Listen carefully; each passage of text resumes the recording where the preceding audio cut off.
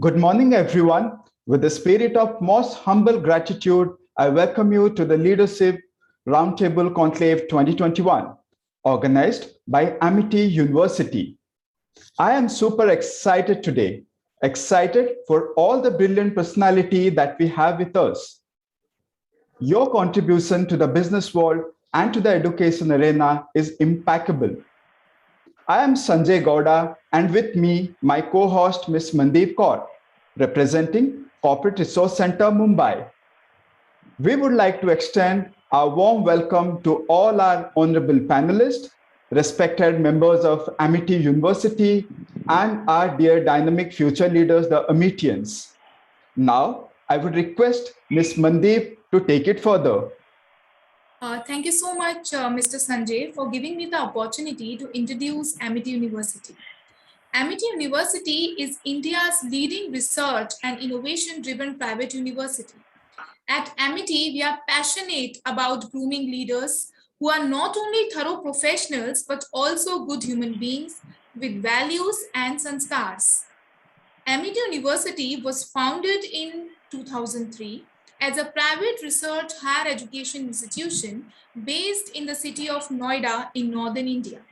It is home to around 50,000 students across all the campuses we have in several major cities, including Maharashtra, Madhya Pradesh, Rajasthan, Haryana, Lucknow, Jharkhand, Chhattisgarh. Amity also has an international presence in UK, China, Dubai, and Singapore. As a young institution, Amity offers modern facilities, air-conditioned amphitheater-style classrooms, and high-tech laboratories.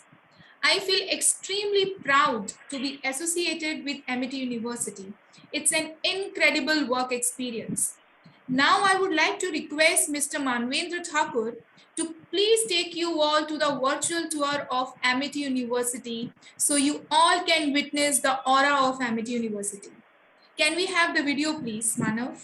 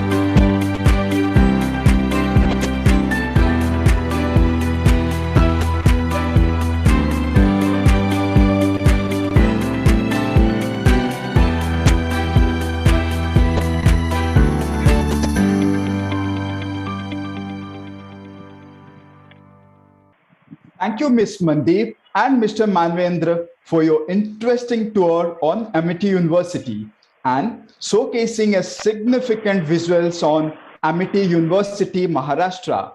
Now, I would request my colleagues, Ms. Supriya Vambri and Mr. Mayank Srivastava to introduce our guest speaker for the day. Good morning, everyone. Thank you, Ms. Mandeep and Mr. Sanjay, for introducing us. It gives me immense pleasure to introduce the guests for today's panel discussion. Let me first introduce the first panel member that we have, Mr. Ravi Saxena, founder and managing director, Wonder Chef. Mr. Saxena is an electronic engineer from Delhi Institute of Technology and MBA from IIM Ahmedabad. He started his professional career in 1993 when he brought Sodexo to India and has been a successful professional with over 30 years of experience in consumer goods, consulting, private equity, and service business. He is a creator of 12 successful businesses in India in varied fields.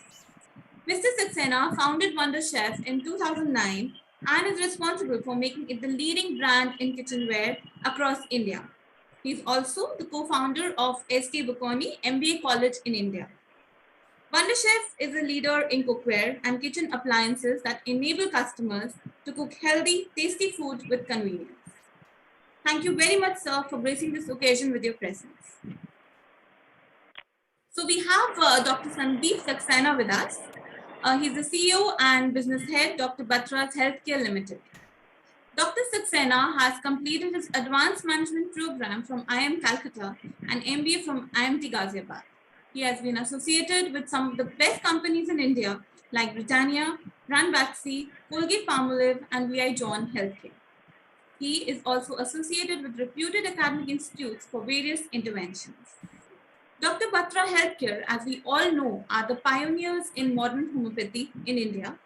Dr. Batra has achieved standardization through infrastructure, services, medicines, and treatments across all the clients in India and abroad. A very warm welcome to you, sir. So we have Ms. Diana Fernandez with us. She's the founder and director, Bloomingdale Public Relations. Bloomingdale is one of the fastest growing boutique PR firms that has offices in India, Singapore, and UAE. Over the years, Bloomingdale has catered to over 100 clients across industry verticals with services ranging from public relations, influencer, and digital marketing.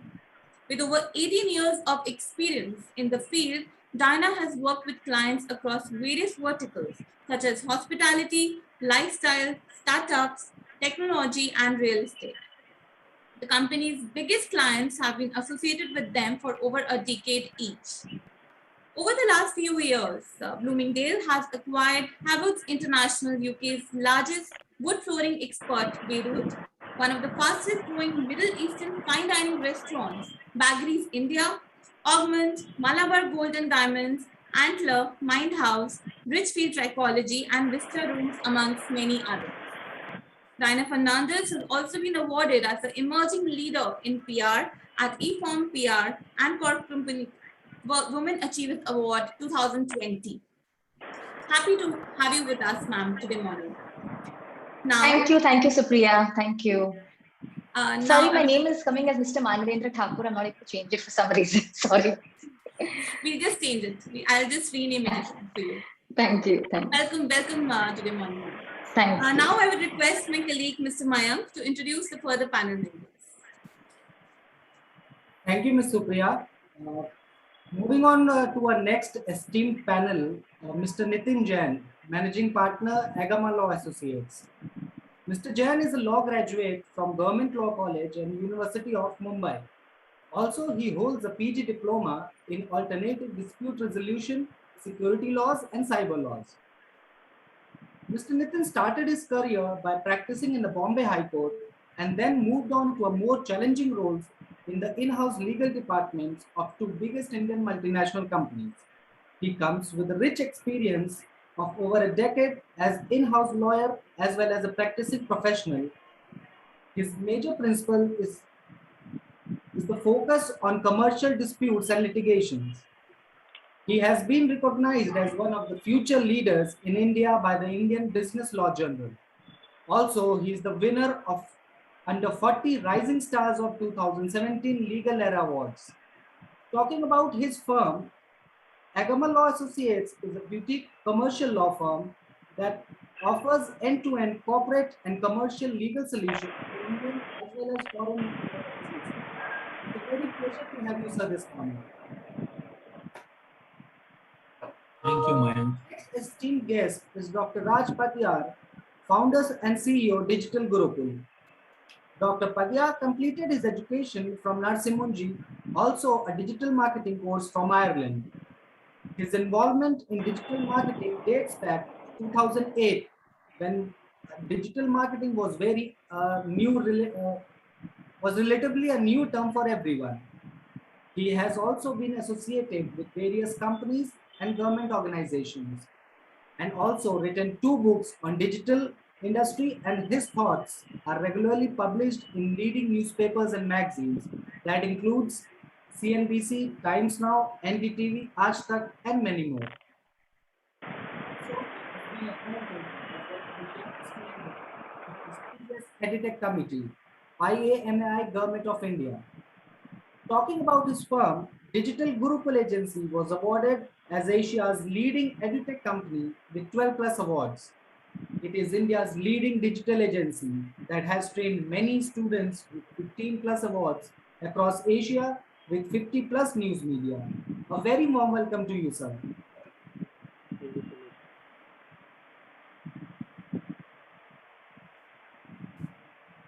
Thank you so much, Mr. Mayank and Ms. Supriya, for introducing us to such acquainted personalities. Moving on, let us now welcome the man who doesn't need any introduction and known among all of us for his wisdom and knowledge. It is our privilege that we have amongst us today our Honorable Vice Chancellor Sir, Lieutenant General V.K. Sharma, AVSM, whose valuable guidance is cherished by all of us. Lieutenant General V.K. Sharma, AVSM, is an alumni of erstwhile King George School, now known as Military School. Thereafter, he joined the prestigious National Defense Academy and passed out as a permanent commissioned army officer from the Indian Military Academy in 1972. He was granted the President's Commission in the course of Signals of the Indian Army, which he served with distinction for almost 40 years. During his service, he held several command and staff appointments and participated in operations like Rakshak and Operation Vijay. Sir was awarded with the Ati Vishisht Seva Medal by the Honorable President of India in 2011. General Sharma has also been an excellent academician in addition to being a military leader. He did his BE in Electronics and Communication Engineering from the College of Military Engineers, Masters from Pune University, and Masters Management Studies from Osmania University. Sir is presently a Vice Chancellor of Amity University Madhya Pradesh, Gwalior, and officiating Vice Chancellor of Amity University Maharashtra.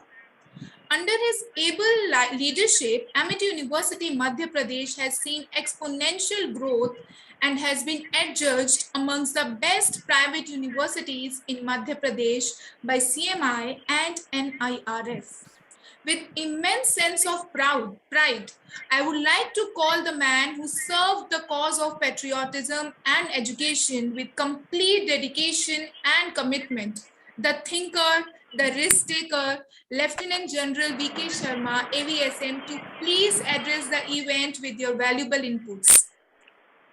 Thank you very much, Mandeep. Mandeep, am I audible to you? Yes, sir. Your voice is little less, sir. If you can just increase the volume a bit. Just 1 minute. So now is it better? Yes, sir. Right. So to begin with, I extend a hearty welcome to all the CEOs who have spared their very valuable time and come here to motivate our students and to guide them how to move forward as far as business management is concerned.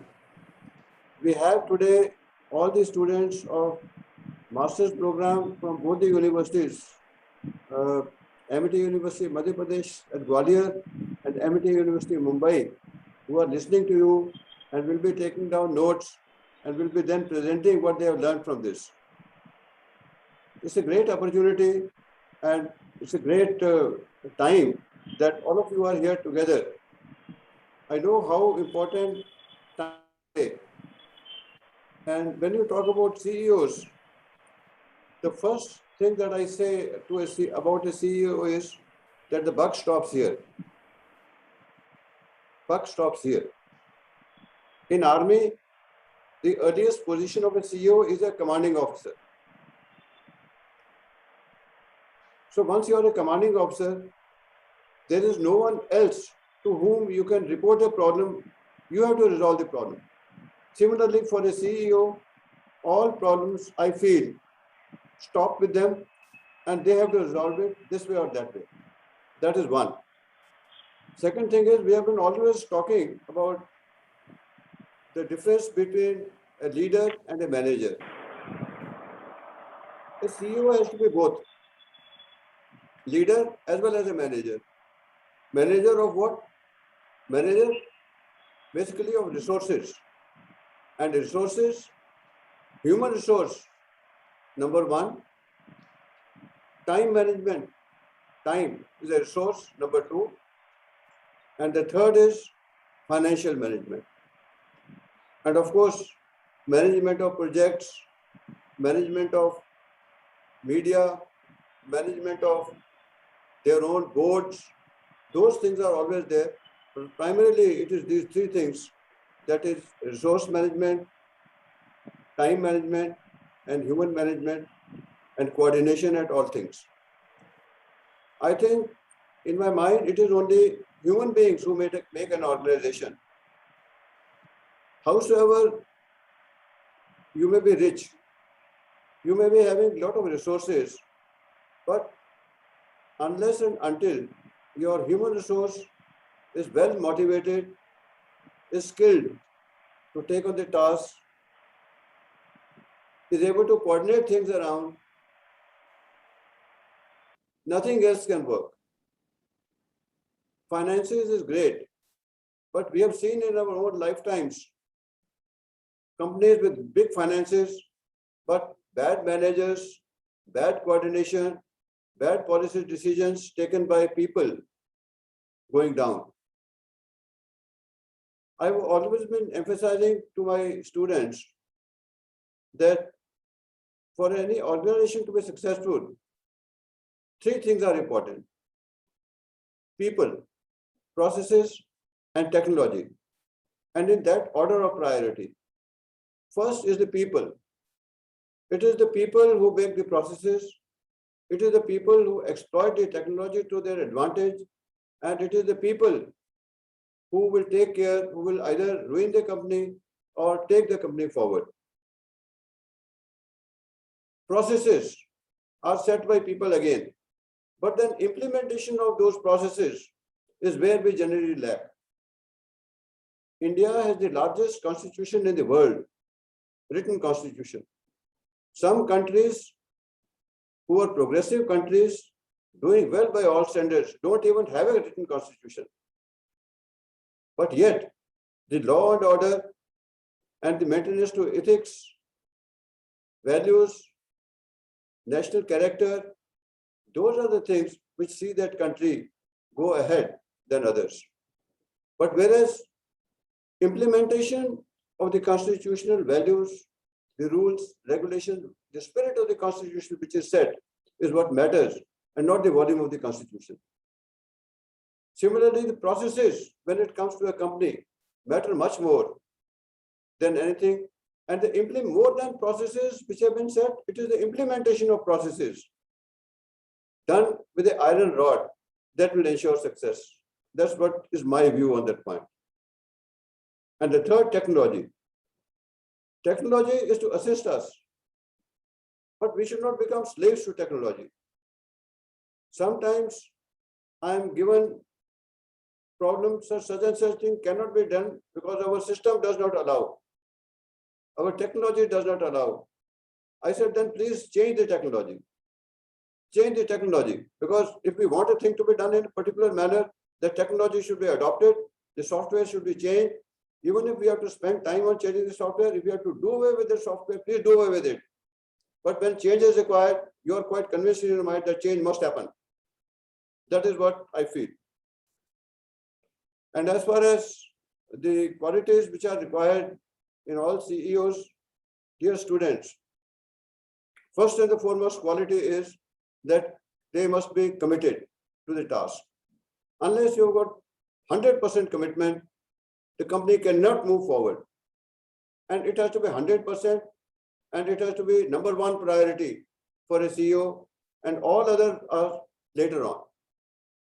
Competence, to learn the skills by practice. It is on-the-job training, OJT, what you call. There's no one is going to give training for a CEO. There are no such formulas which are set, or there are no preemptives which are there that if you do this, you are successful. If you don't do this, you are not successful. It is not there. So the third important thing is self-motivation and motivating others.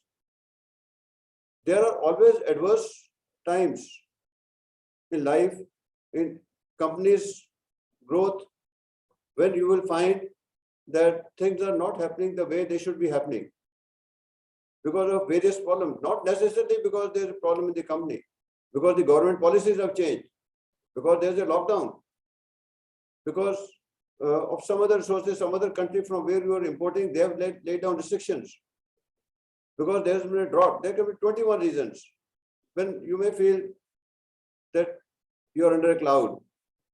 That is the time when the leader has to come up, motivate himself first, and then motivate others. Because if you are not motivated, you cannot motivate anybody else.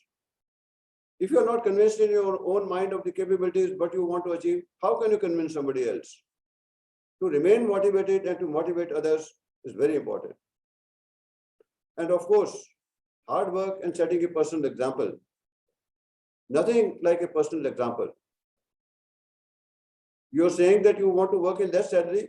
The CEO himself should draw less salary in my mind and should tell others, look, I'm drawing salary and this is what it is. Rather than telling others that you please manage your resources when the resources are at a premium.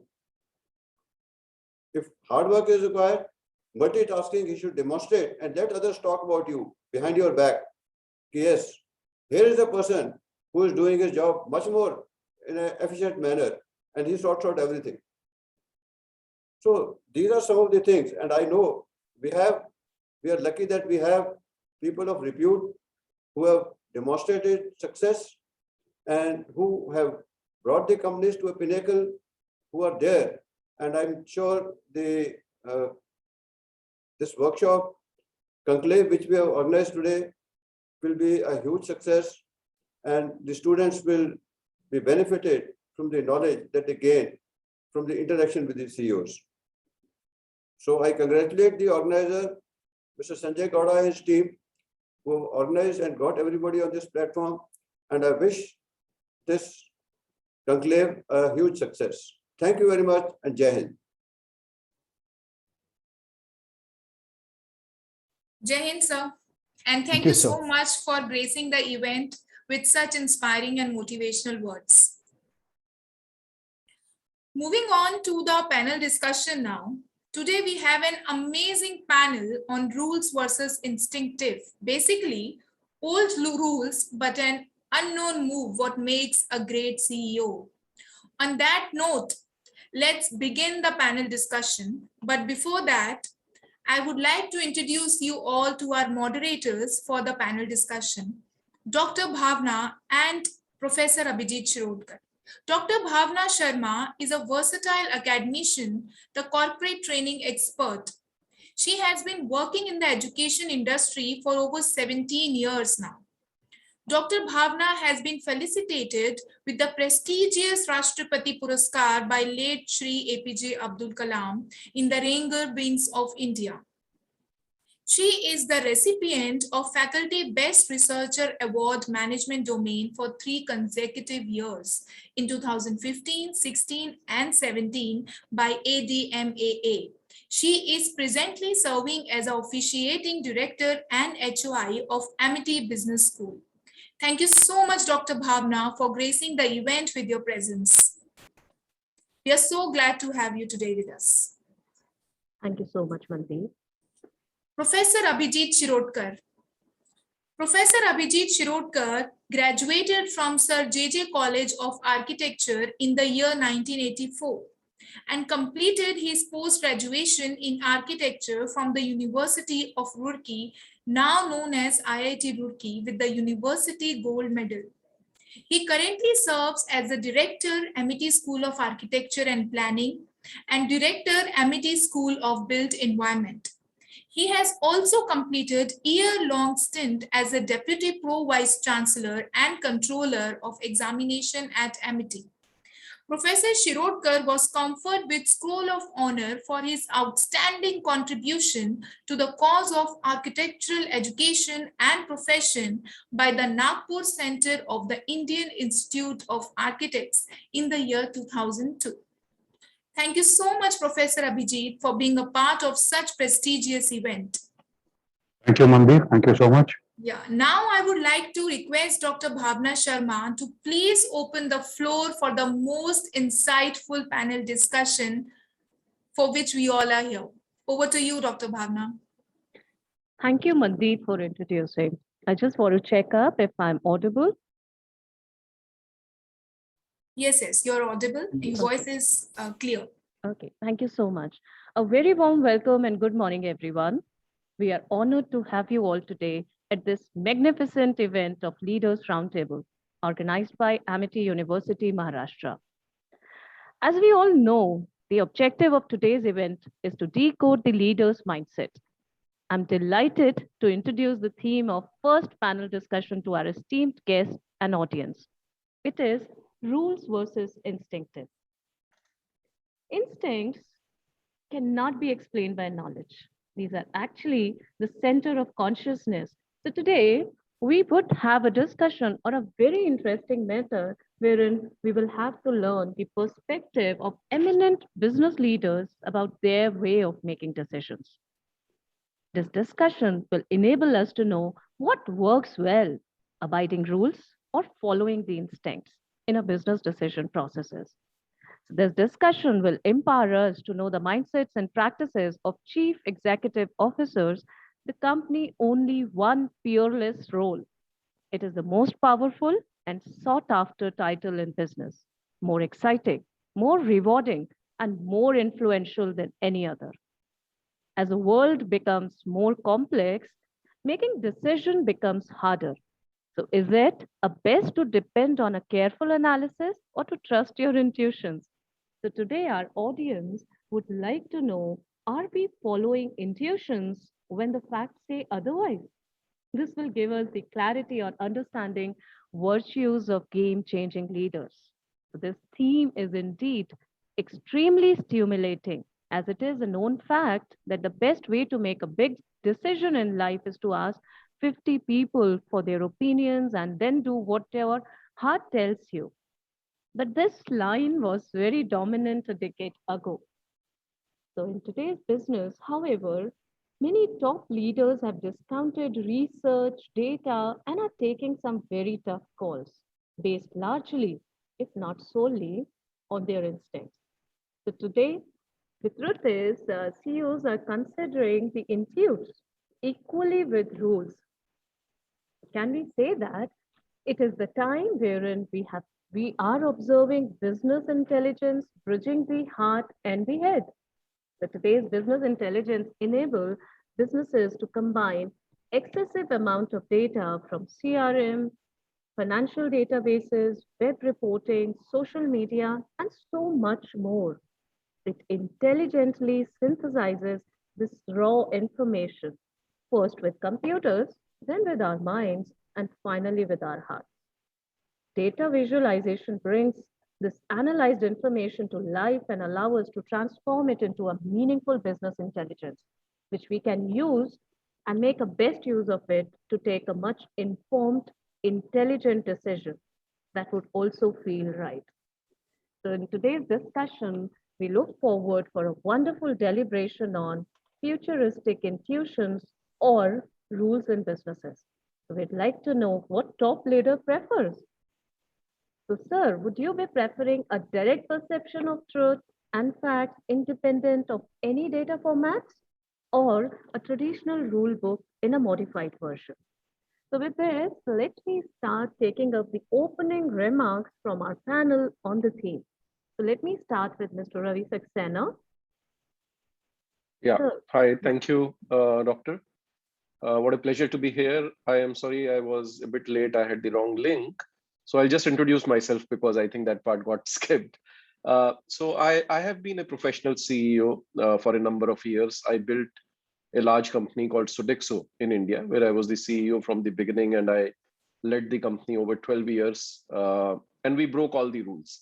So I think it's the first time I am attending such a brilliant discussion on this precise topic, which has been the mantra, the beacon of my personal professional life.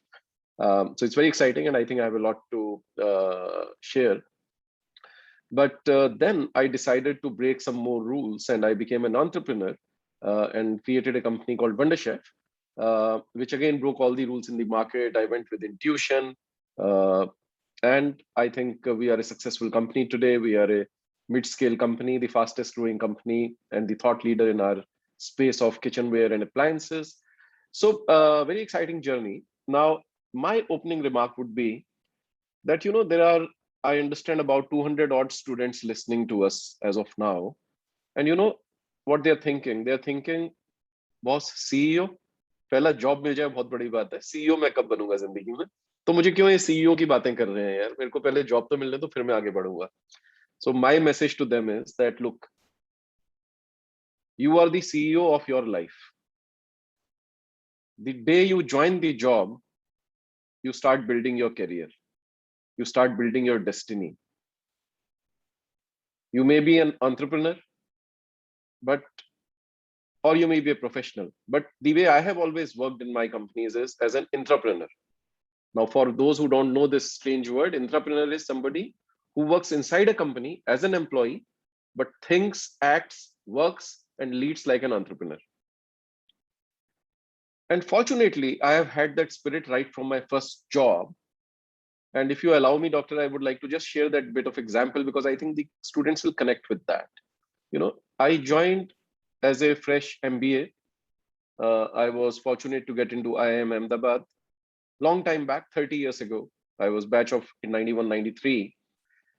And the first job I got was as a brand manager of a brand called Skybags.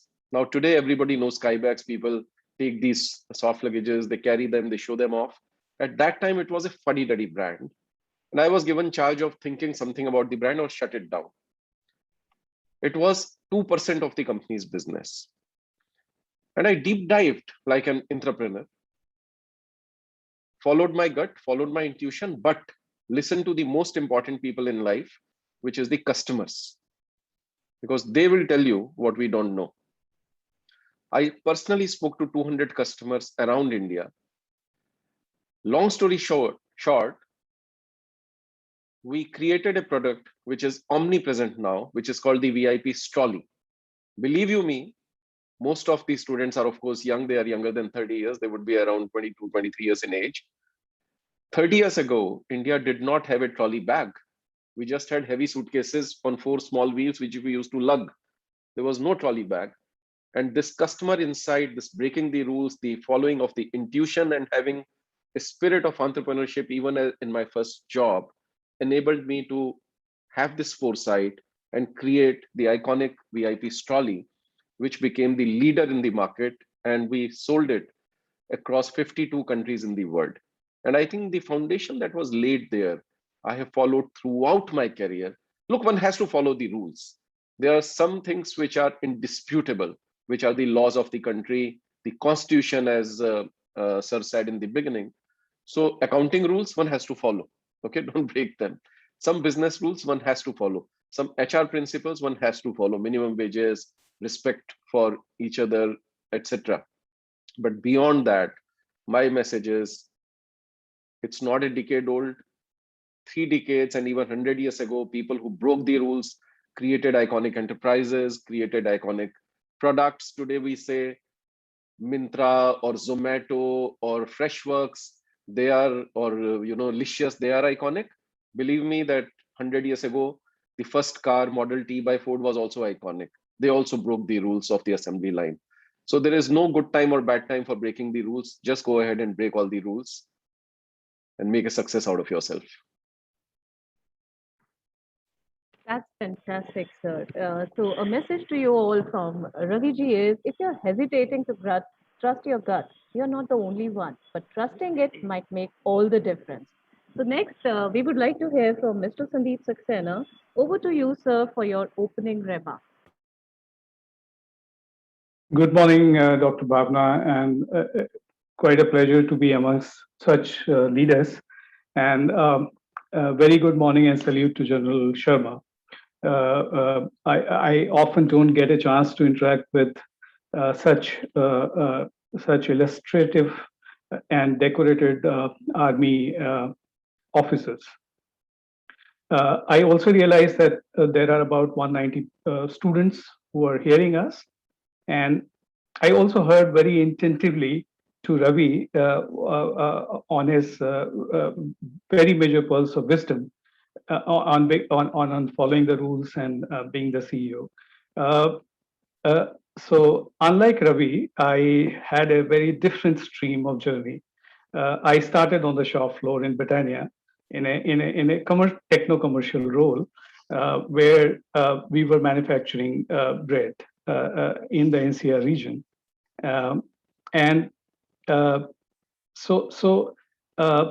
I would like to tell the students who are either business school students or otherwise into some kind of technical education, is that there are rules, but there are equally some rules, as Ravi said, that there are universal rules which one has to follow, both in business and in your life. There is no going back from there. One such rule that I have always followed is I've never let my aptitude for learning to go down in any way. And that is a fundamental rule that I would encourage all students, everybody at whichever stage of life, to be imbibing from and learning all the time. So you have to learn, and you have to read. That's the first rule that I would recommend to the students and also everybody on the panel. I started, as I said, on a shop floor and maybe in a techno-commercial role, but I had a different vision for my life. I realized very soon that you have to get into business school and acquire some management education. So I did. I went to IMT and did my MBA, and continuously pursued learning in different aspects. So while I will talk about the business rules and the importance of gut feeling, that gut feeling comes from very varied experiences that you have as a professional in various domains. So the second rule that I recommend to the students is expand your horizons, and don't just stick to the HR advice that you should be a specialist, let's say in manufacturing. If I heard them, I would not be here in the position that I am. So,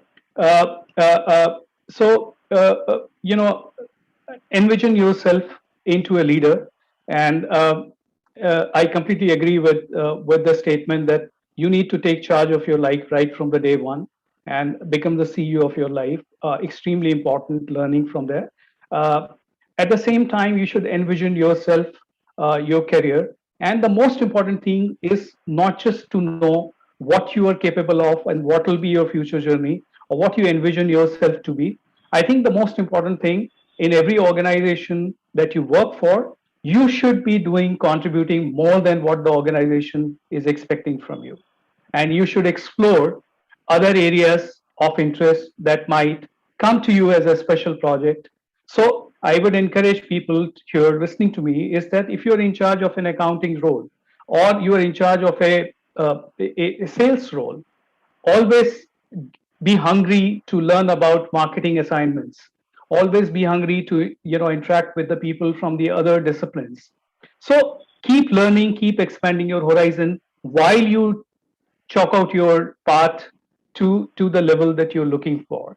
And that has worked with me, obviously. So I not only moved roles from manufacturing to leading a company, but I have also moved industry.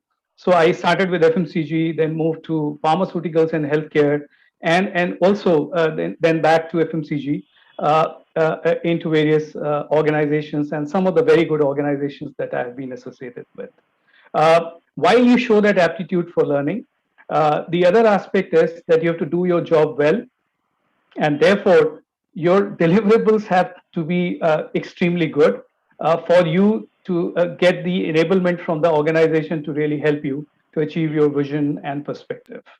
Um, at some point of time, I was told in Ranbaxy, which was at that time the #1 pharmaceutical major, and I was given the task to launch super specialties products which are into anti-HIV drugs or into oncology or nephrology drugs.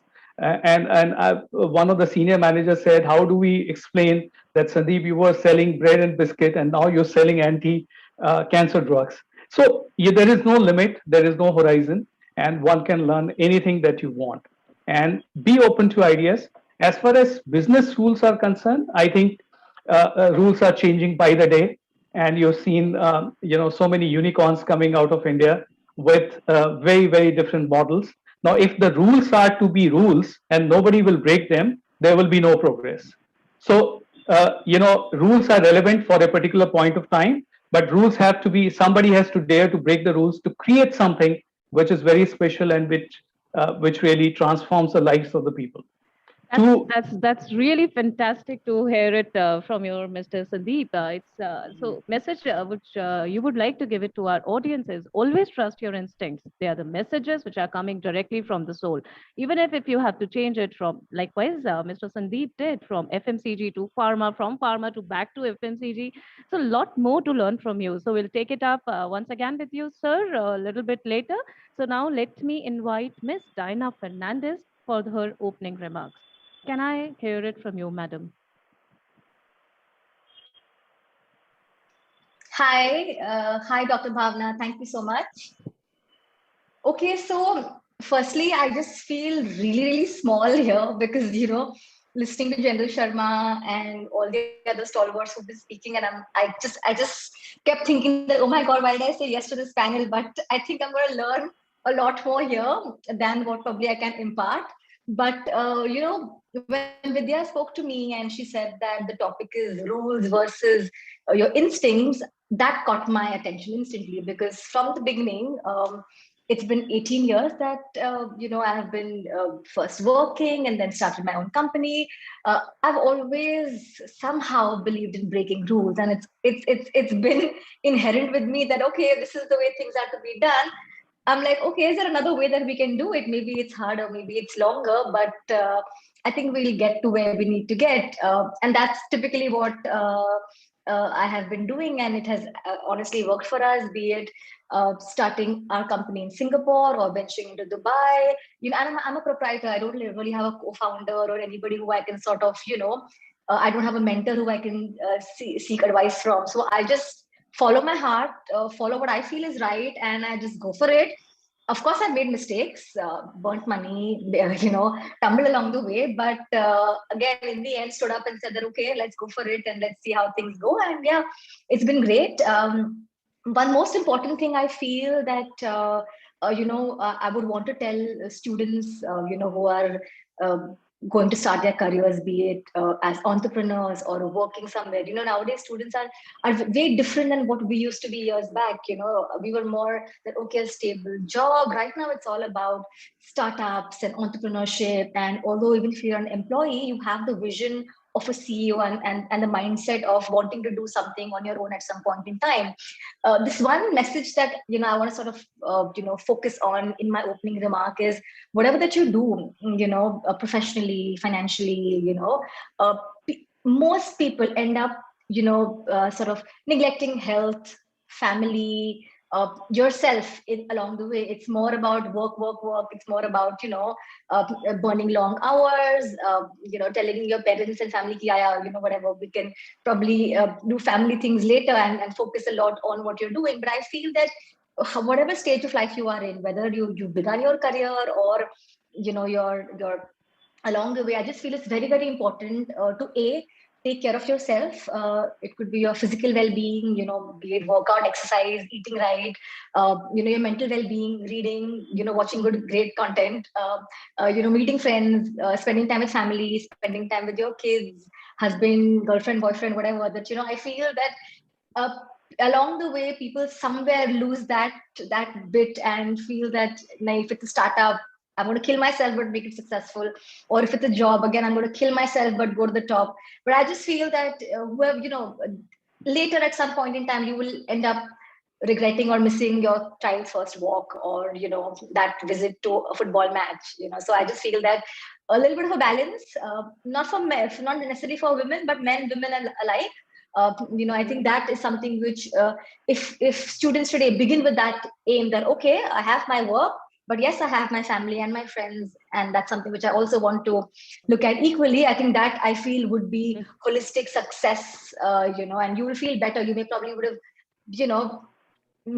maybe missed a deadline, but you would not regret being there for your family and friends. That's really great. That's really great, Ms. Dinah. So you would want to say that trust your own instinct. Your mistakes might as well be your own instinct of someone else. So that's something you are giving it as a message in your opening remark. So let me take up the message now from Mr. Nitin. Mr. Nitin Jain, sir, can we have opening remarks from you?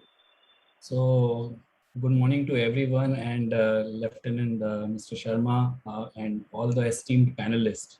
It's wonderful to be here with the great audience, great students, and with a full of vibrance. I can see and connect right now, and the topic which is chosen is really a brilliant topic. When I say rule versus instinct, the first thing which I recollected was 20 years before, when I broke the rule, was to choose a field of law, because there was no family lawyer in my family, and I was the first generation lawyer. So that time I decided that I want to opt for it and decided to do a law. And it was a rule was set that law is for lawyers and their families, and it's a family business or a family generation as a lawyer. So I believe that instinct are basically, if I have to break it, it's a three-part message.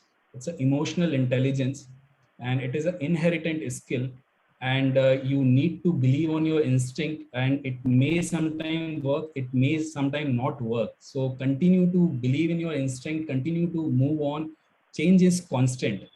And one mantra over a period of 20 years, what I have believed and it has successfully worked is patience and perseverance.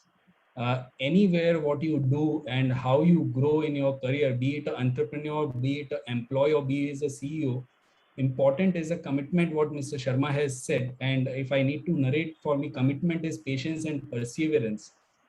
People and students believe that maybe sometime the success is faster than expected, and for which we run for it.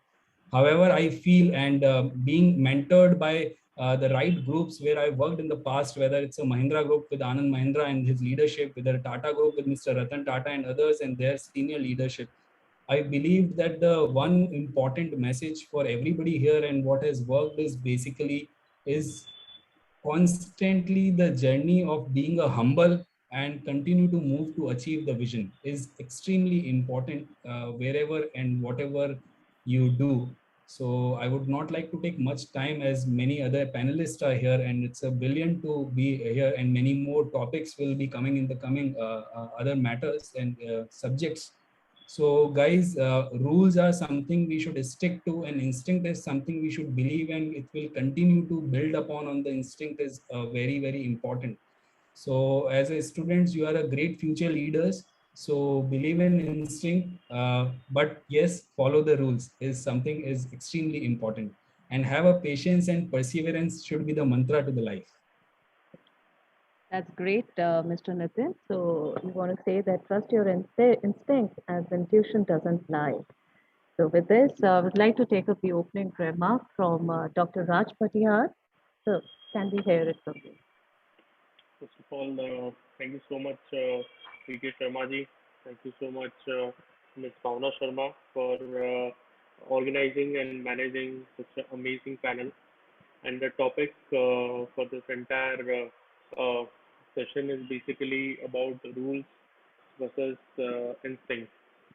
Now, if are you asking me as a startup founder, and typically startup founders are born to break all the rules, not just about the financial rules, but rules across the life. Since the morning that you get up, the time you go to sleep, the time you go to office, each and every time you break a rule, and that is something.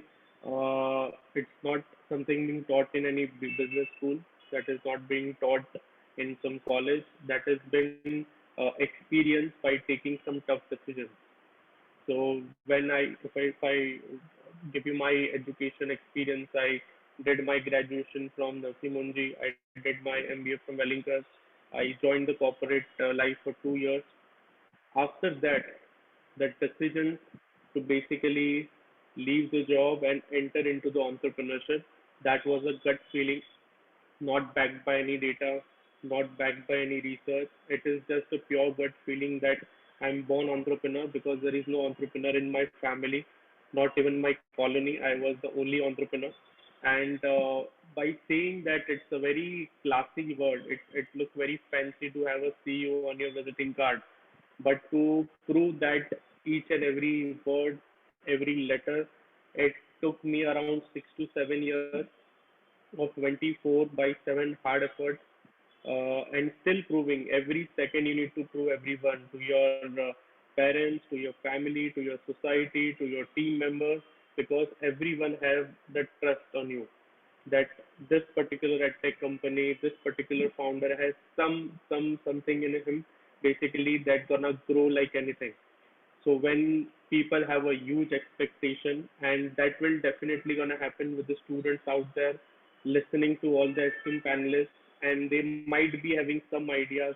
I want to be like maybe Mr. Sandeep sir, or maybe Nitin or Vipin. I want to be like them, okay? But just by listening to them for 1 hour can't make you CEO.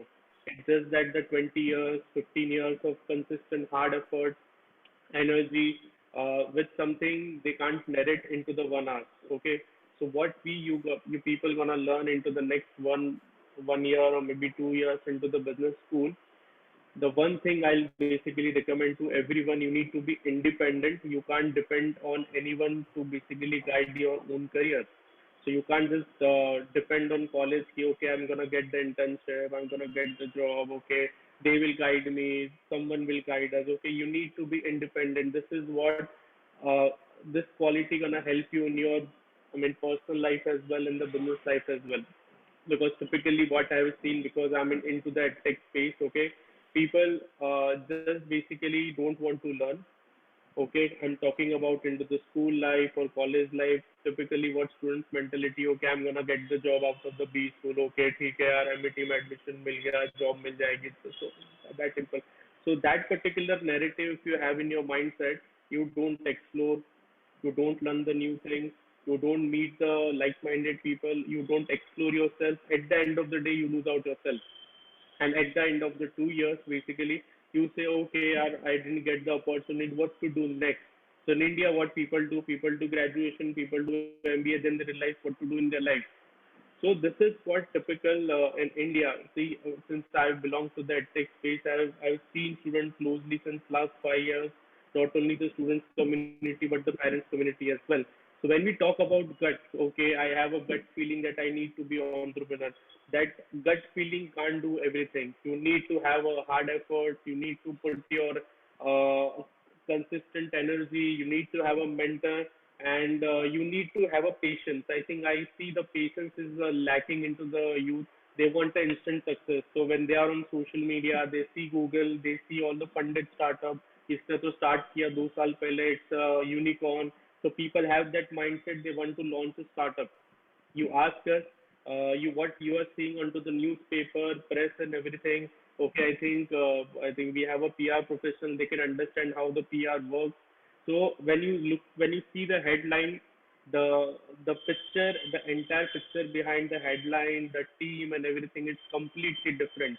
So those students who are planning to launch their startup, okay, I recommend to you, okay, you just explore yourself, read the more books, be around with the entrepreneurial mindset people, explore the social media. Don't just take a entertainment content out of them. Don't just watch a Netflix movie and just inspire your career. Okay, यार Netflix में ये देखा तो I'll become like this. In India, people make a career decision by watching a Netflix and watching TV. So that should not happen. Okay, so at the end of the day, entrepreneurship is a very lonely affair. So like they are very lonely. Okay, every day there is a demotivating thing. What you are achieving next, what expansion that you are having, everyone has expectation. So it's a very difficult task. Even if you fail, okay, that will eventually make you a very mature business person. That is the only thing I said. It doesn't matter whether you succeed or fail. That will eventually make you a very mature business person. So that is my remark. Yeah, thank you. Thank you, Dr. Padiyar. It's always trusting your guts, your instincts, your knowledge, your consistent behavior. This is something they would be taking up these students, these scholars so far. So with this, thank you everyone for the opening remarks. Now we'd like to start with a panel discussion. So would like to place my first questions to Mr. Ravi Saxena. So Mr. Saxena, as you have a solid grip on building businesses, growing them, and creating the shareholders' value, do you think business insights work, or is it the guiding rule book which always works? Oh, a very interesting question. I think we struggle with this every year, every quarter, and every day. One thing that has helped me always is the solid grounding in mathematics. Okay, always helps, because come what may, data is important. Connecting the dots in the data is very important. And as a business leader at whatever level, certainly as a CEO, it's very critical that you are able to connect those dots, and that is what will give you the insights. That is something that will give you the intuition. Intuition is not about just having a vague idea. One day you get up on the right side of the bed and you say, wow, I'm going to change the world. No. It's about your own business. It's about your own customer data. It's about your own performance versus competitor performance, about the world at large. And one must be able to connect the dots at various levels, not only sales figures, but performance at every single level. And I don't want to go into the details at this stage.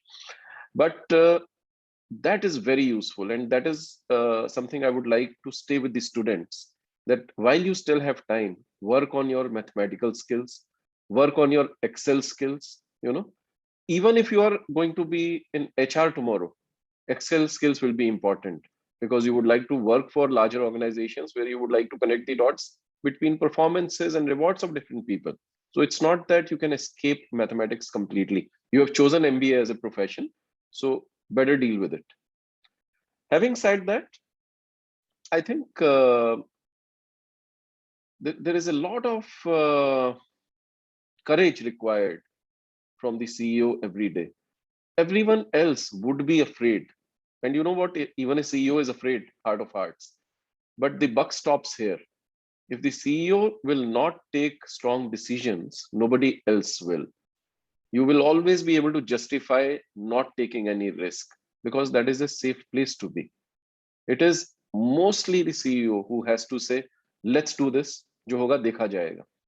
And there will be investors, there will be principals in multinational companies who will say, CFO को बोलेंगे, यार ये CEO पे नजर रखना, ये ना ये बहुत ड्रीम करता है, कुछ भी पैसा उड़ा देगा कंपनी का. And you have to take it on your chin and live with it. You may be heading the organization, you may have built it. There will be others who will try to give you the gyan, and it's important to keep the balance in life. But if you don't take risks, nobody else will. So I think one has to go far out and be courageous. Thank you, Mr. Ravi. Now I would like to call upon Professor Shirodkar to take a few of the questions with the other panelists. Professor Shirodkar, please. A very good morning to all of you. Initially, I felt out of place. Out of place not because I am in the midst of such illustrious CEOs, but I felt out of place because of age on one side, and probably maybe with such a decorated officer on the other side. So initially, I felt out of place, but then I thought, what the heck? I can be a bridge between the two. So let's come out with all guns blazing. Before I go to the other panelists, I wanted to interject when Mr. Ravi Saxena was speaking. I'll just add a corollary to what Bhavna asked you. A direct question as to what were the instincts that you resorted to when you made Skybag history? Sir, there are many other panelists. I can talk about it for hours, but I will try to keep it very short. Yeah. Okay. I remember very clearly, I was in Calcutta. As I said, I spoke to 200 customers personally. Now, don't, again, my message to the students is don't take it easy. Talking to 200 customers is not an easy task. You stand for a brand, customers will slap you on the face. They will tell you bad things about your brand. They will tell you many faults. And you know what? A lot of people get scared and they don't want to hear those things. They want to hide. कि तनख्वाह तो आ रही है ना यार, job चल रही है, पता नहीं जॉब भी चली जाएगी, ऐसी बातें जाके मैनेजमेंट को बोलेंगे तो. So this customer in Calcutta, she told me कि क्या बात तुम करता है? ये तुम्हारा जो स्काईबैग्स है, ये सॉफ्ट लगेज, सॉफ्ट कपड़े का बनता है, जूट का बनता था उन दिनों. You know the cloth was jute and then came nylon. बोलते कि कोई भी ट्रेन में काट सकता है इसको टोपाज का ब्लेड लेके, गीला हो जाएगा. हम तो जो मोल्डेड लगेज है वो भी मिलिट्री क्लॉथ के अंदर पैक करके ले जाता है, ये तो गंदा हो जाएगा.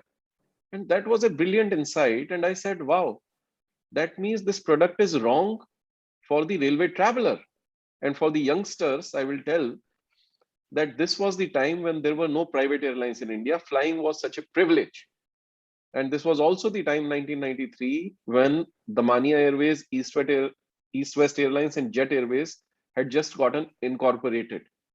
And I went to them and I said, listen, you will be printing these tickets. Us time tickets net pe nahi aate the, net hi nahi hota tha. There was no Google, there was no internet. Okay. And yet I feel young, sir. And you are, so are you. Even if we were born in the times of no Google. तो मैंने कहा ये ticket jacket मैं आपको एक ticket jacket बना के दूंगा. आप टिकट प्रिंट करते हो, मैं आपको टिकट जैकेट बना के दूंगा जिसपे मेरे ये स्काईबैग्स का पिक्चर होगा. I just had a budget of 1 crore per year for marketing. And I just invested it in ticket jackets, and that turned around the brand because it exactly matched my TG, my target group. And then I parked myself in front of the Bombay airport. उन दिनों terrorism शुरू नहीं हुआ था, तो 10 रुपए में ticket लेके आप एयरपोर्ट के अंदर जा सकते थे. तो I went inside, जहां से लोग निकलते थे, जिनको रिसीव करने जाते थे. I stood there for 3 nights. मैंने कहा, अरे गोरे आदमी थोड़े इंटेलिजेंट समझे जाते हैं. तब गोरे आदमी की बहुत बड़ी औकात होती थी हिंदुस्तान में. तब हम लोग बाहर नहीं जा सकते थे, हम हाथ की रेखाएं देखते थे, हमारे हाथ में रेखा है कि नहीं बाहर जाने की. अब के बच्चों को तो पता ही नहीं होगा वो कौन सी रेखा होती है. मुझे याद है यहाँ पे साइड पे एक रेखा होती है बाहर जाने की. तो मैं वहां पे खड़ा हुआ and I had never been abroad till that time. और मैंने देखा ये गोरे आ रहे हैं, कई बड़े स्मार्ट और एकदम ट्रॉली बैग लेके चलते आ रहे हैं. मेरी आंखें, my eyes popped out that here we are leader in the market and we have never heard of this bag, never seen this bag. And then I went to Heera Panna market. जैसे दिल्ली में पालिका बाजार है, ऐसे बॉम्बे में हीरा पन्ना market है जहाँ imported माल बिकता है. तब malls नहीं होते थे. Another news for the youngsters, malls नहीं होते थे. Malls आए हैं 2004 में. And I went there. I put half my month's salary to buy a bag. I cut it up with a topaz blade and I presented it to my boss. And I said, boss, ये करना है. और वो नाराज हो गए. बोलते यार अभी तुम ऐसे पैसे बर्बाद करते रहते हो, मैं इसका रिइंबर्समेंट नहीं दिलवाऊंगा तुमको. मैं कहा सर जो भी है ये करना जरूर है. और उस टाइम हमारे बड़े आइकॉनिक एमडी होते थे उस time. Again the role of the CEO. जो उस टाइम सीईओ थे, मैं तो एक मार्केटिंग एग्जीक्यूटिव था. He passed by and he just stopped there and he said, यार रवि ये क्या बड़ी इंटरेस्टिंग चीज लग रही है. और मैंने उनको ऐसे दिखाया. बोलते रवि अगर तुम ये कर सकते हो ना तो स्काईबैग्स टर्न अराउंड हो जाएगा. And I was very happy कि चलो प्रोजेक्ट पास हो गया. ठीक है. And that was the role of the CEO कि instinctively he saw इस बात में दम है, and he trusted me, he trusted my passion, and the rest became history, and that became the guiding light for my life. After Gloplast, I had a job with Citibank. I had an offer from Citibank. Us time it was considered the mecca of jobs. There was no McKinsey, there was no BCG, there was no Arthur Andersen. Citibank was the top job in the country. And here came this French company saying that, oh, we want to hire somebody and study the market, an unknown company जिसका नाम भी लोग pronounce नहीं कर पाते थे. And I said कि अगर मैंने इस company के लिए कुछ कर दिया ना, तो मेरा शायद कुछ नाम हो जाएगा. Citibank में I will be like a Coca-Cola bottle, one amongst 10,000 people. So these kind of things somewhere instinctively guided me, my decisions, the way I built the business. Food coupon business जब मैंने बनाया, सब हंसते थे, मेरे relatives कहते थे कि यार तेरी शादी भी नहीं होगी, तेरे को कौन लड़की देगा, तू क्या बेचने की कोशिश कर रहा है, कभी ये चलने वाला है. And as we all know now, these food coupons, food vouchers, and now the food cards, they have become like parallel currency in the corporates. There are 45,000 companies in India which use these food coupons, and Sodexo is by far the leader. Then we started food businesses. Then when I started premium appliances with Wonder Chef, मेरे घर में बर्तन होते थे, मेरे घर में blenders पड़े होते थे, और लोग बोलते थे यार इसका दिमाग खराब है, इसने 2 करोड़ की जॉब छोड़ के ये क्या कर रहा है, ये बर्तन बेचेगा. And today we have a company which some of you might have seen on VC Circle, which is valued at 1,500 crores, within a relatively short period of time. So I think life has been brilliant. It has been a lot of hard work. It has been a lot of failures also. I just don't want to give the rosy picture. ये तो मैं अच्छी बातें बता रहा हूँ. There were times when I have cried in the rooms alone in hotel rooms saying, where is my life going after all this MBA and engineering and everything? So those moments are also very precious to me. But always it was important to come out strong. And these are the times when I can speak a little bit, and there are willing listeners. Thank you so much for that. That, these are the moments of glory one can share. So it has its own rewards. Yeah, thank you, Ravi. I mean, this should be motivational also for the students, but of course with a pinch of salt. Now, if I come to the other Mr. Saxena on the panel, we have 2 Saxenas today. Mr. Sandeep Saxena, you have, as you said, to put in your words, you have been on the techno-commercial side and you have worked on the shop floor. This is something which all the students should know, that you have to start at the grassroots level. From the grassroots, your journey has been extraordinary. You have shifted from one to the other, and brands that you've gone to are, stupendous.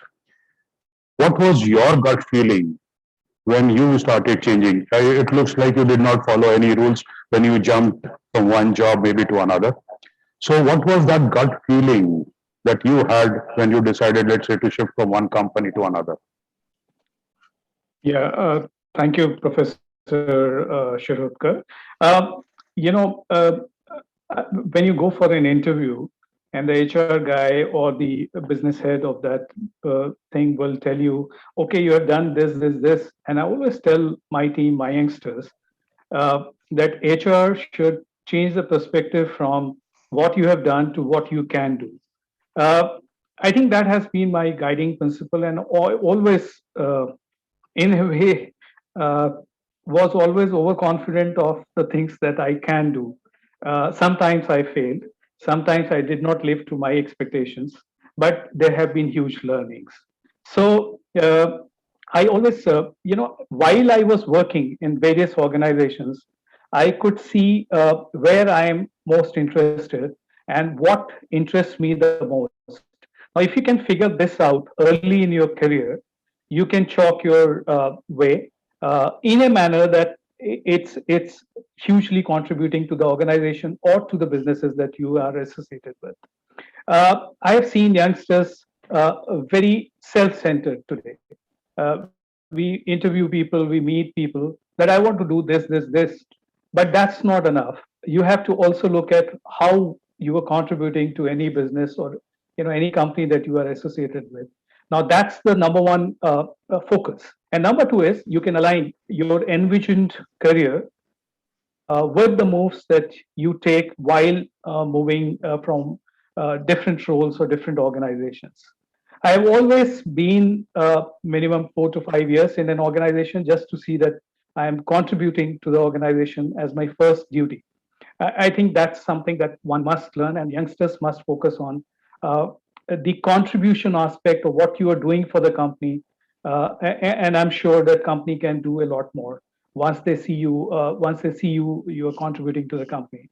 So my rules are simple rules that I would work for an organization, but I, over a period of time, develop the vision that I need to lead. I need to get into a consumer business and lead the consumer business. That remained my vision. And early in your career, if you can have that vision, better it is for the people to follow their dreams. Um, uh, what is my next vision is to really sum up and put all my knowledge and my understanding and my instinct into something that I can create a business for. And lovely to hear entrepreneurs like Ravi and many others on how difficult or how challenging this could be, and that could be, my dream to start my own enterprise. Um, on the instinct part, specific instinct part, I think instinct is something that you evolve uh, over a period of time. It's all, so much of exposure, data, understanding businesses, consumer insights that you learn over a period of time gives you that is instinct. Now without that, the instinct will not be in place. And as I heard on the panel that the data is extremely important. So I would recommend a combination of a good data analysis and a good connecting the dot, and also then following your instinct. I think it's a combination that will work. In terms of risk taking, I think one should be able to take calculated risk. One should not take the risk where you don't know what will be the outcome, though some people recommend that. There are entrepreneurs, so there's nothing wrong or right. But my philosophy or my suggestion would be to have to know what is the worst outcome. If you know the worst outcome, you can always take that risk, and then you can decide either to go for it or not to go for it. The last thing that I want to tell is always have a big picture, while for the organization, for the business, and for yourself. If you have the big picture, you can align your steps accordingly, and you will do very well in your life. Yeah, thank you, Mr. Sandeep. I mean, the point that in between the lines that I would like to point out to the students was, even though Dr. Sandeep Saxena is at such a stage, is still dreaming about his next step. So that is something which we should never stop at, never stop dreaming, never stop visualizing what you can. I think Dr. Bhavna wants to take up the next question with Diana. Yeah, thank you, Professor Shirodkar. Diana, Ms. Fernandez. Yes, sir. This question is for you. Ma'am, it is the world of social distancing and the social media. Where do you see PR industry going? Thank you. It's a lovely question. Firstly, social media had taken over our lives. I think even before social distancing started, you suddenly saw people consuming content and information more from social media and less from newspapers and other sources. So that transition was anyways happening somewhere around 2018, 2019. What happened in 2020 is for all of us to see. Suddenly no newspapers, no magazines. Everyone was so anxious, you're sitting at home, not knowing what's happening. And the only way that you could actually, absorb what's happening was social media. So hence, there was an absolute rise when it comes to, content being shared on not just your Instagram and Twitter and LinkedIn, but also on WhatsApp. So that again took like a really huge leap somewhere around 2020. With that came a lot of negativity in terms of fake news being spread, in terms of news suddenly, getting amplified because it's so easy to sort of share and consume. Hence, the line between what PR earlier was to what it is today slowly started diminishing. Today, it's no more confined to your articles in newspapers and magazines or some show on TV. It's a lot more real time. It's a lot more now. It's a lot more, on your tablets, on your phones. So hence consumption patterns of content has completely changed. So the PR industry saw an entire 360-degree overhaul, where initially it was journalists who we had to reach out to for news. Today, everybody is a journalist. Everyone on Twitter is giving out news. Everybody is a blogger. Everyone writing information. So for us, opportunities increased a lot more with so many more regular people becoming influencers, with influencer content again skyrocketing. So hence PR, the definition changed from what it was to to being at places where your customer is seeing. So if your brand has an X amount of audience who potentially is, say, largely consuming content on the phone, so we had to reach out to a lot of influencers, bloggers. So the whole dynamics of content changed, and hence from a PR perspective, it's no more just PR. It's more PR. It's more digital marketing. It's more influencer marketing. It's more micro nano influencer marketing. Today, everyone's an influencer. So the whole, like I said, the whole dynamics change, and our work, of course, increased paramount, but at the same time became a lot more challenging and more interesting with podcasts and things like that. So yeah, so it's a great time to be in this industry, and even for brands, multiple platforms to reach out to their customers, multiple ways and manners to ensure that your voice is being heard. So it is very, very interesting times that we are living in right now, and it's also very dynamic, ever changing. I mean, it's like I said, it's a great time to be in for PR at the moment. Fantastic, Ms. Fernandez. So as you're saying that you're observing a great change, so what has helped you in this change? Is it your instinct or the rules? I think it's a mix of both rules and instinct. For us, it's very important that you change with the times, rather than following that, okay, this is a set pattern and strategy that we follow for a client.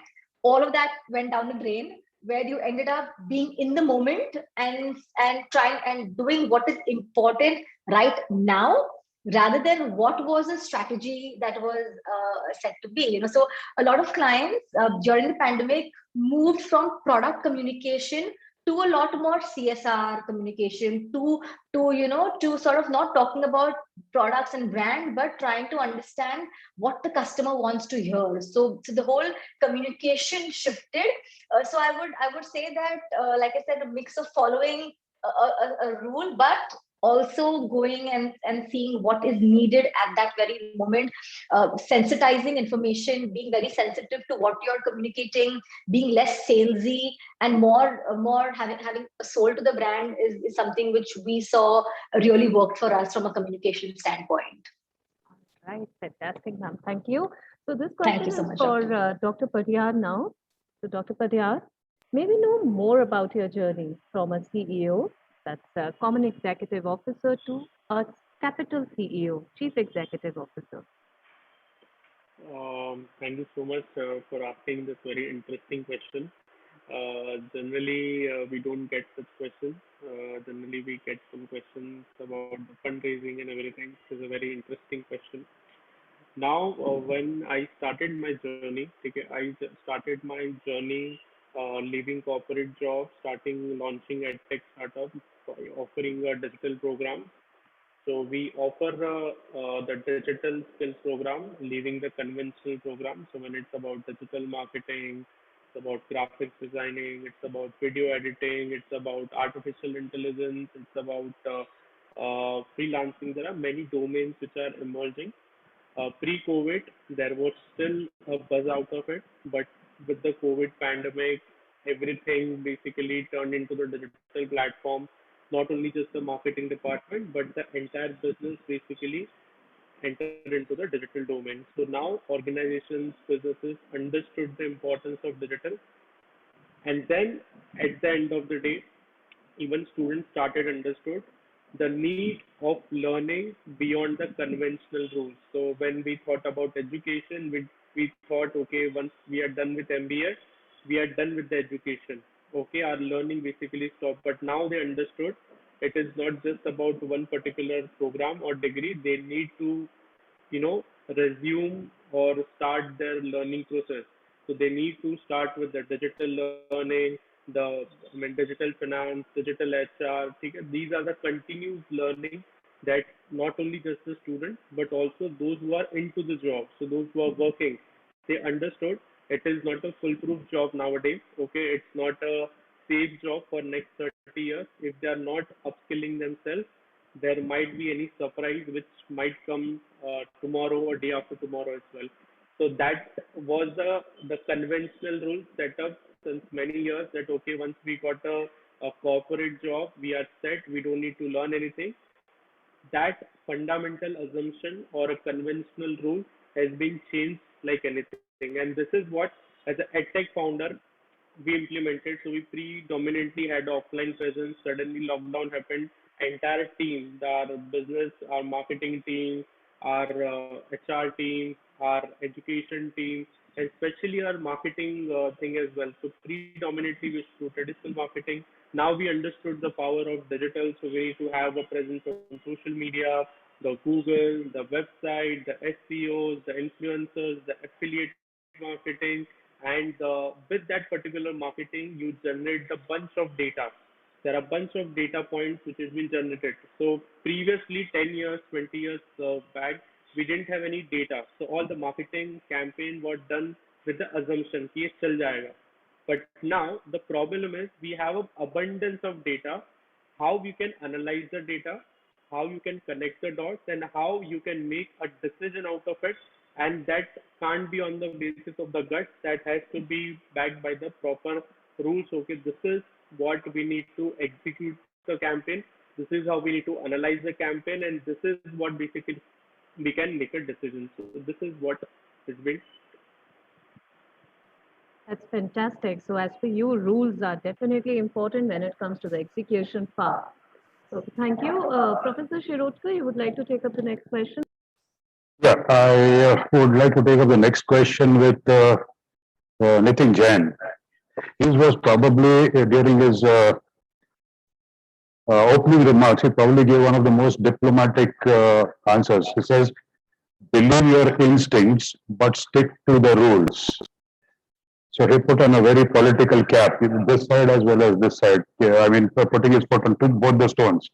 So my question now would be, since you have been associated with a lot of mergers and a lot of acquisitions also when you were the in-house legal expert,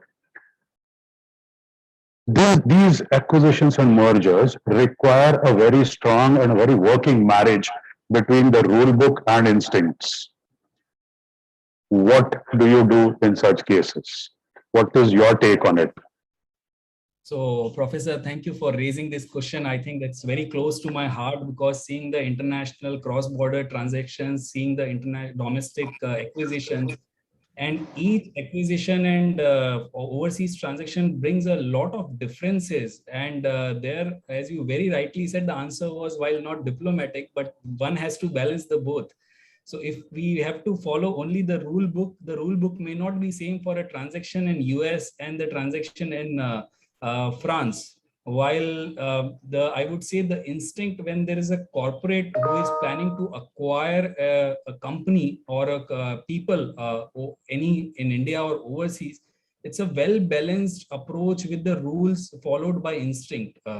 So when I said it has to be a combination of both, I'll give you a live example. In one of my international transactions, which was done with a Spanish company, completely a different territory, a very large transaction, and the laws were different in that country versus in Indian country. There were a lot of challenges in the merger process.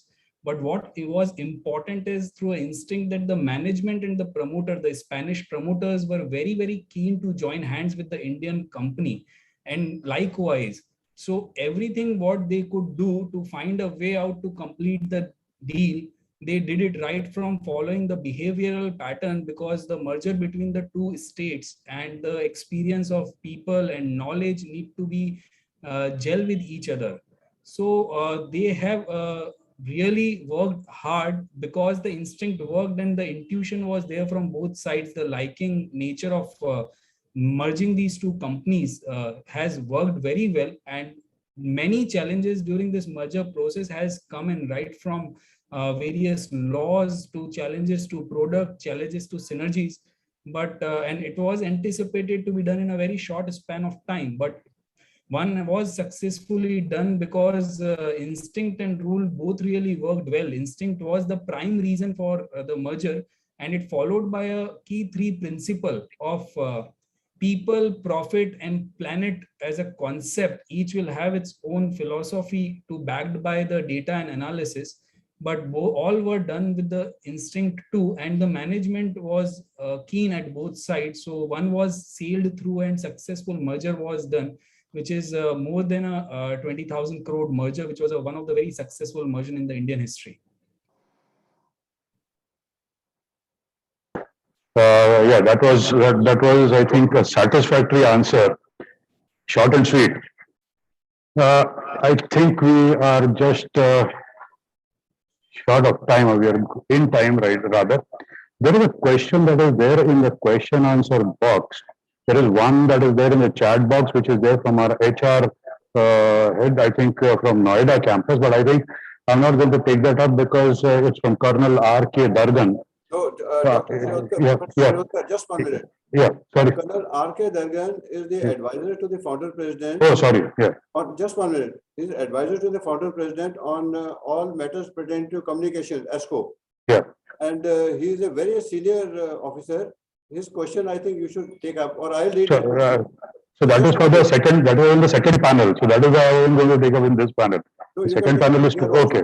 Yeah, okay. So I'll take it up, sir. Right. So the question is, how will the pandemic change the way people work? The fundamentals will not change, but the approach to work, the workforce and workplace will. The concept of the workplace is undergoing a transformation. COVID-19 has confirmed our belief that a good % of the administrative workforce can operate from home. Social distancing norm will make organizations switch to work from home, staggered shifts and timings as well. This will result in revised working models and procedures. The crisis has compelled people to multitask, managing work at home and from the office, managing work and home at the same time, Different faculties of people will have to be unlocked. Sequential decision making will give way to dexterous approach.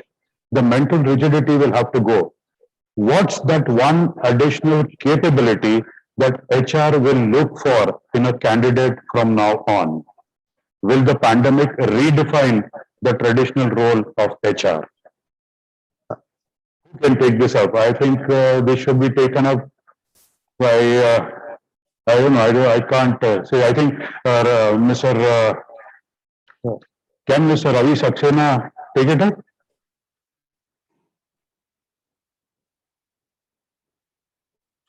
Is he there? Then can Mr. Sandeep Saxena take it up, please? What is that quality that the HR might take up or look for in a candidate now? Yeah, I think very short answer is how well the candidate is prepared to manage uncertainties. What COVID has really taught us is that uncertainties and unpredictability of things all around you and with you has become a very common thing. So that's one thing. Second is, I think COVID has also taught a lot of lessons to the organizations. And, one of the things is that the people can be more responsible than they have thought of. And they can deliver more if given some amount of flexibility. I think I would say these are the two fundamental things, and you can have then discussion all around it. But there is a definite permanent shift that's going to happen in the way people work, people interact, and people kind of transact business. There have been huge learnings, and they should be, and the whole process can be more efficient than we thought it will be. Yeah, and there is a corollary to this also. Will the pandemic redefine the traditional role of HR? Will HR be necessary? Or how will it be redefined? So you want me to answer? Yeah. Because you had already started it. Yeah.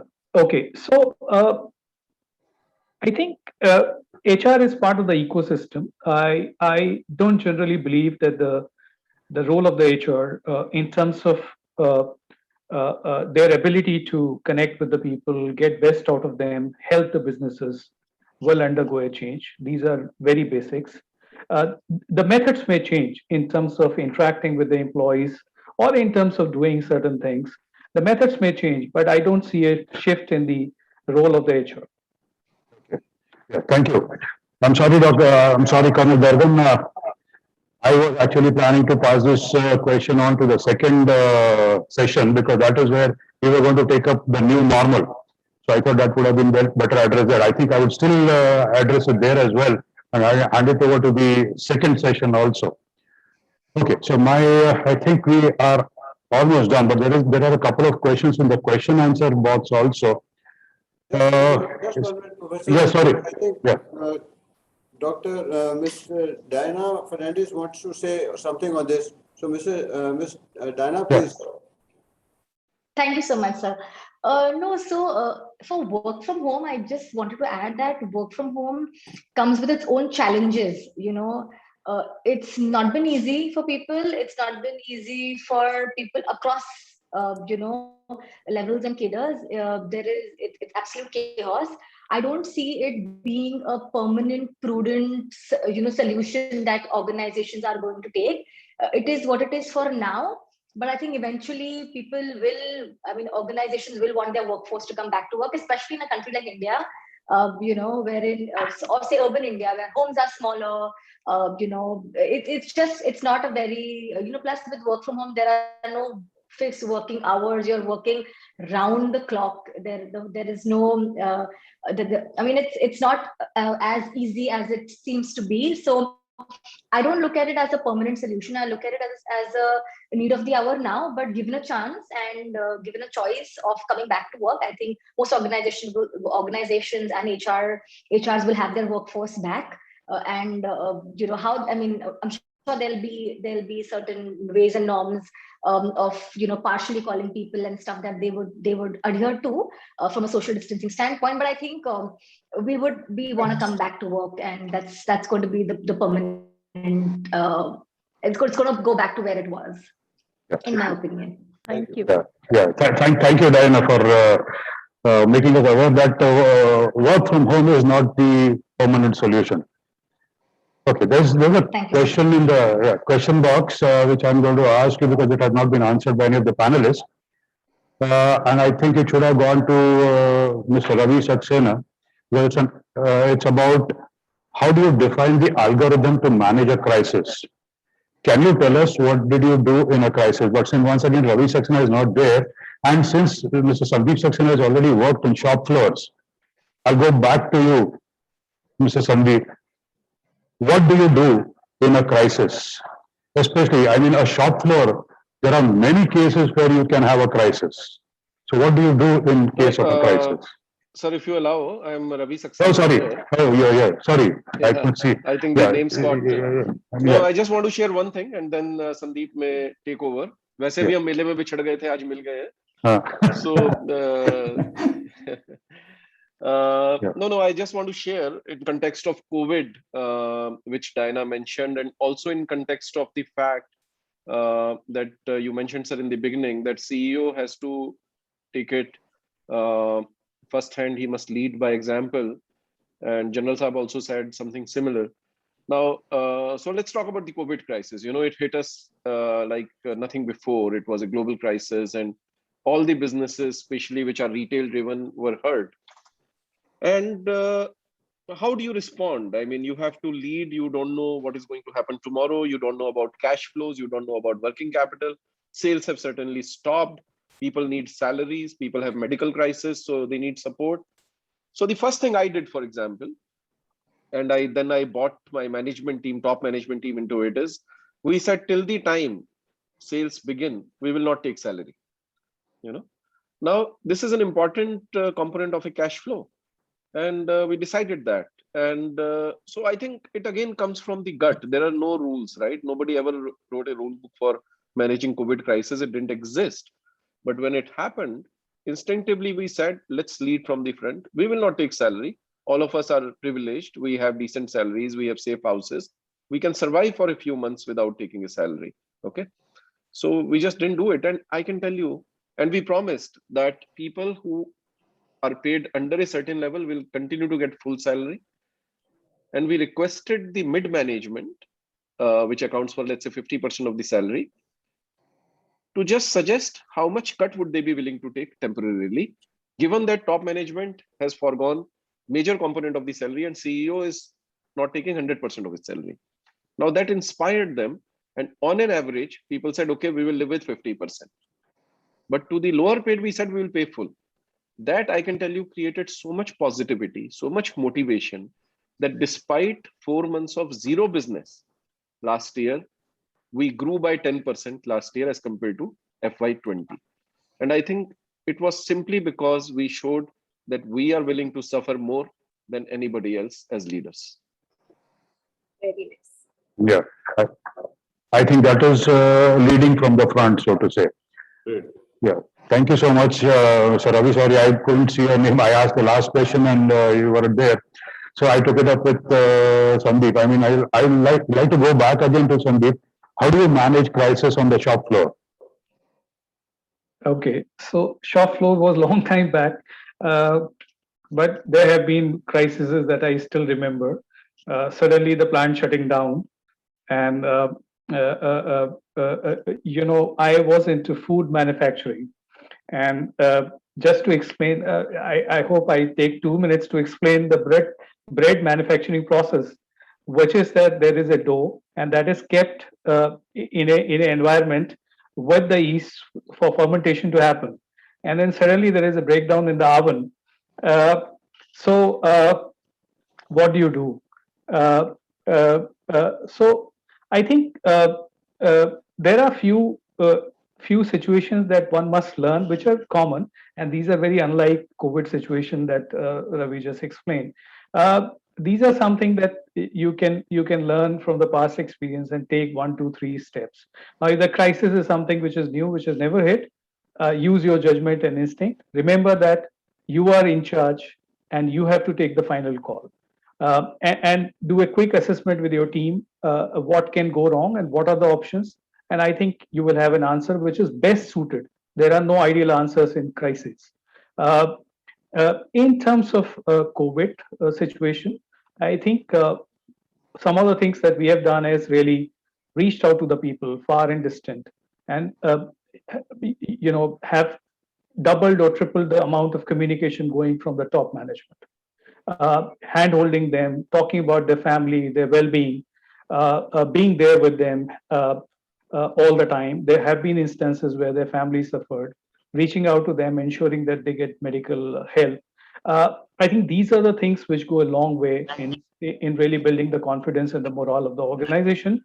Plus, you have to do financial adjustment everywhere. Yeah, thank you. Dr. Bhavna would like to take up a question. Yeah. Thank you, Professor Shirodkar. I would like to place a question to Mr. Nitin.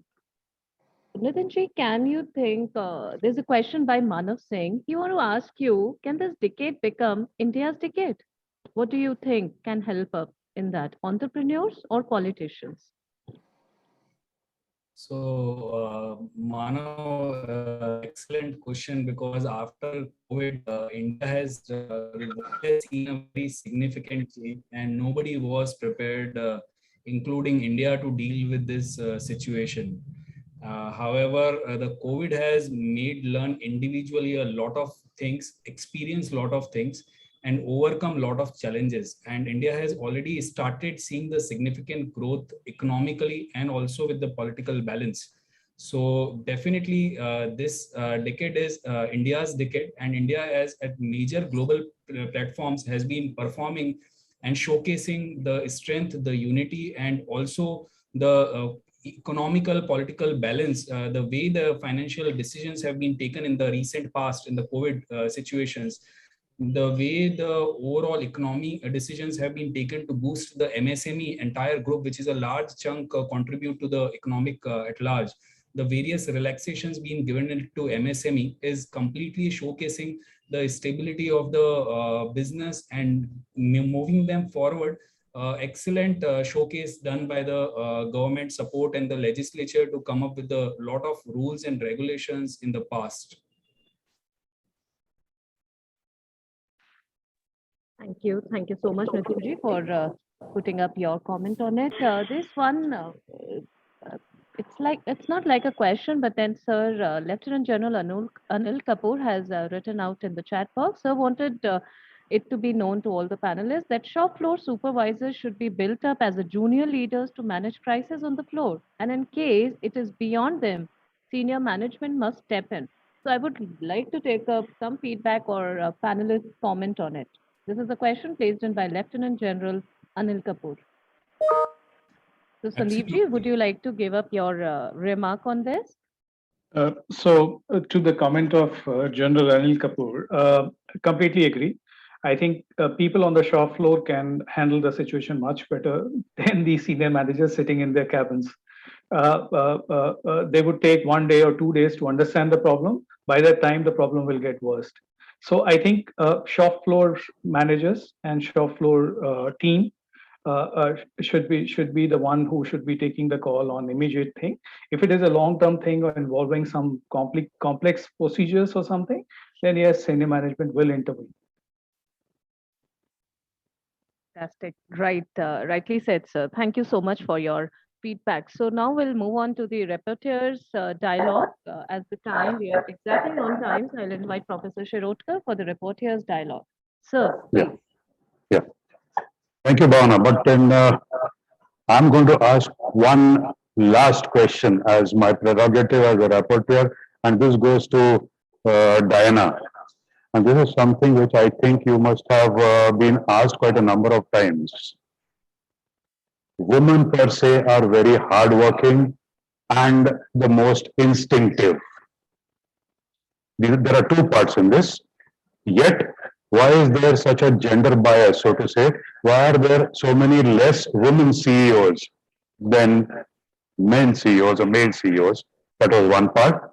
The second part is, what advice would you like to give to all our girl students who would like to aim for the position of a CEO? Thank you so much, Professor. So firstly, I'd like to say that the gender bias, especially in urban India, is slowly diminishing. You know, women workforce are getting almost equal opportunities to prove themselves compared to their male workforce. So it's pretty much going hand in hand right now.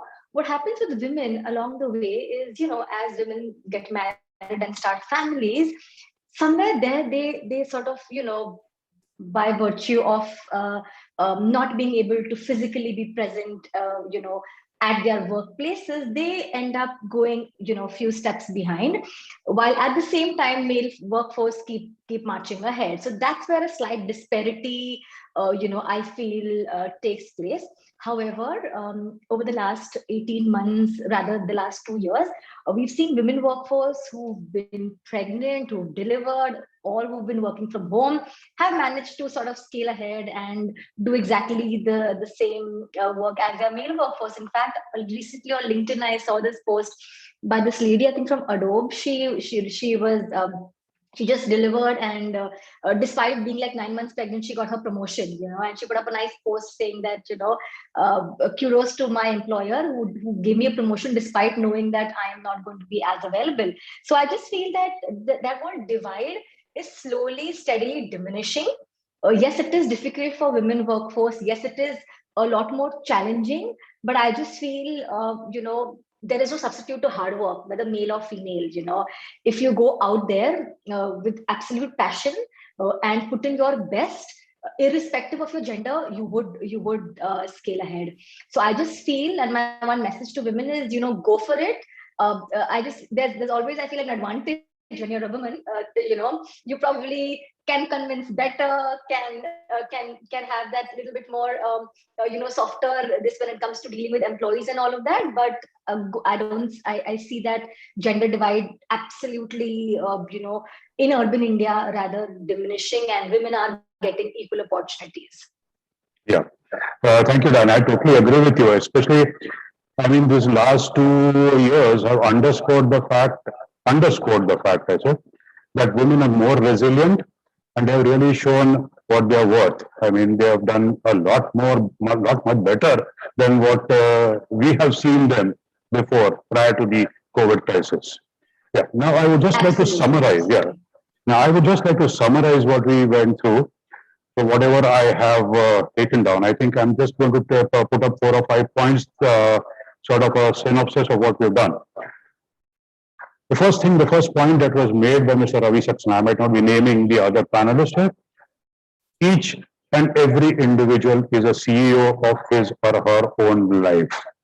And the sooner you take charge of your life, the better it is. That was one of the basic things I think that every one of us should know. He also said that it is better for everyone to listen to their customers. The next that we came to was all rules are universal. But then you have to follow some of these universal rules, whether they be in business or in life or accounts or whatever. But the fundamental rule, I think if I'm not wrong, as Mr. Sandeep Saxena said, is to keep learning all along the road. Don't stop learning, don't stop reading, follow your gut feelings, and these gut feelings come from experiences. So keep expanding your horizons. Keep expanding whatever knowledge base you have, right? Then we have that, can't we search for another way to do a job? That's what Dinah said. But then she also had a very good advice. Don't kill yourself to get the job done. Don't kill yourself to go to the top, sorry. Don't kill yourself to go to the top. Don't forget those small things in life that give you pleasure. But trust your instincts and learn from your mistakes. We had some good advice from Nitin Jain also. 3 things: patience, perseverance, and commitment. And of course, that statement, believe your instincts, but at the same time, stick to certain rules, certain standard rules. And then, of course, Dr. Raj Padiyar also came out, be independent. You cannot depend on anyone to run your life. Once again, it is going back to what we said in the first place, you are your own CEO. Gut feeling cannot do everything. One should have patience, put in a lot of hard work, and have a good mentor as well. So basically, we all of us have agreed that you have to go by your instincts, but at the same time, do not forget those standard rules that are there. You cannot overstep that threshold.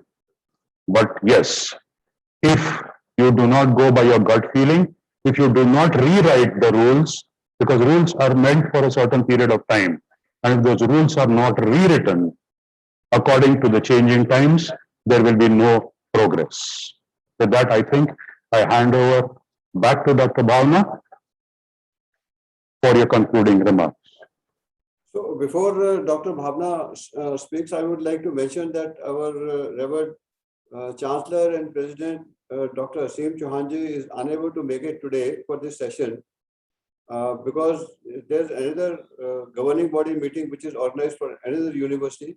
You are all aware that Amity is a big group and he is heading 6 universities as the Chancellor somewhere, or as the President, or as the Chairman in some capacity or other.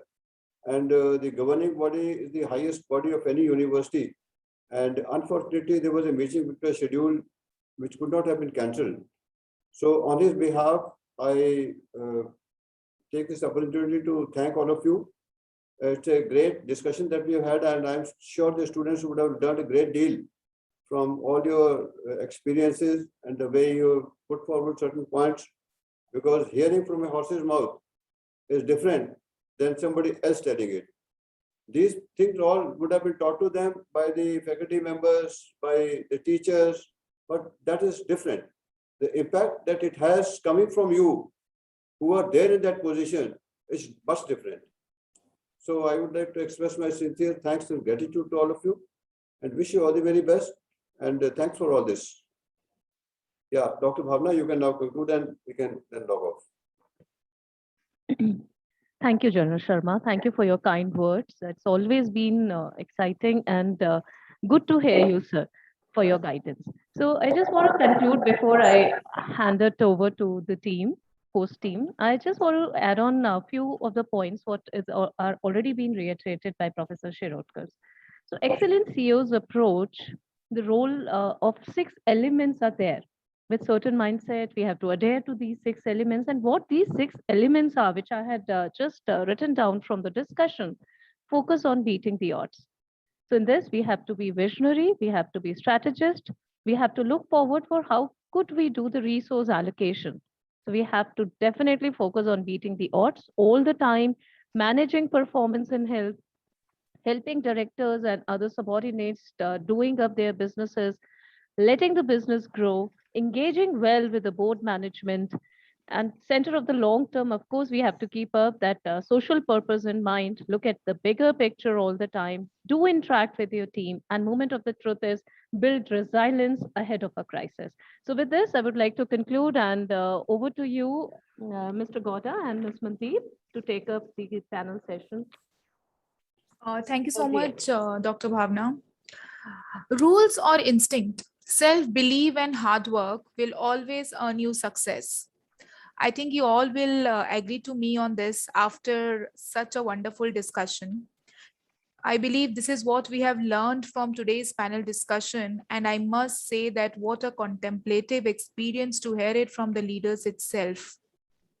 Once again, I would like to thank all the panelists for their willingness to participate and your flexibility with the time.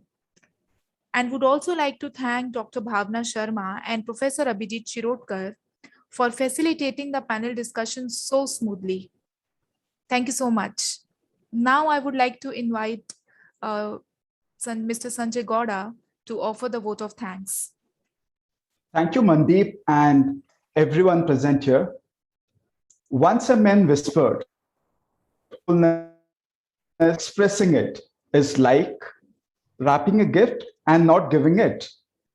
Today, I take the opportunity to put my decorating gratitude to all the chief guests, dignitaries, the registrar, the moderators, the staff, the student for accepting our invitation and gracing the event. My heart goes out to thank our respected delegates, Mr. Ravi Saxena, for sharing such an experience with us. It's really meant to us. Dr. Sandeep Saxena, a great achiever in the field of FMCG business. Ms. Diana Fernandez, a trendsetter for the women in the public sector.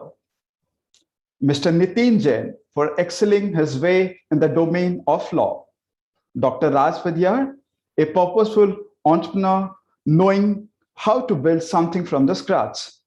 Without you all, the event could not have been accomplished.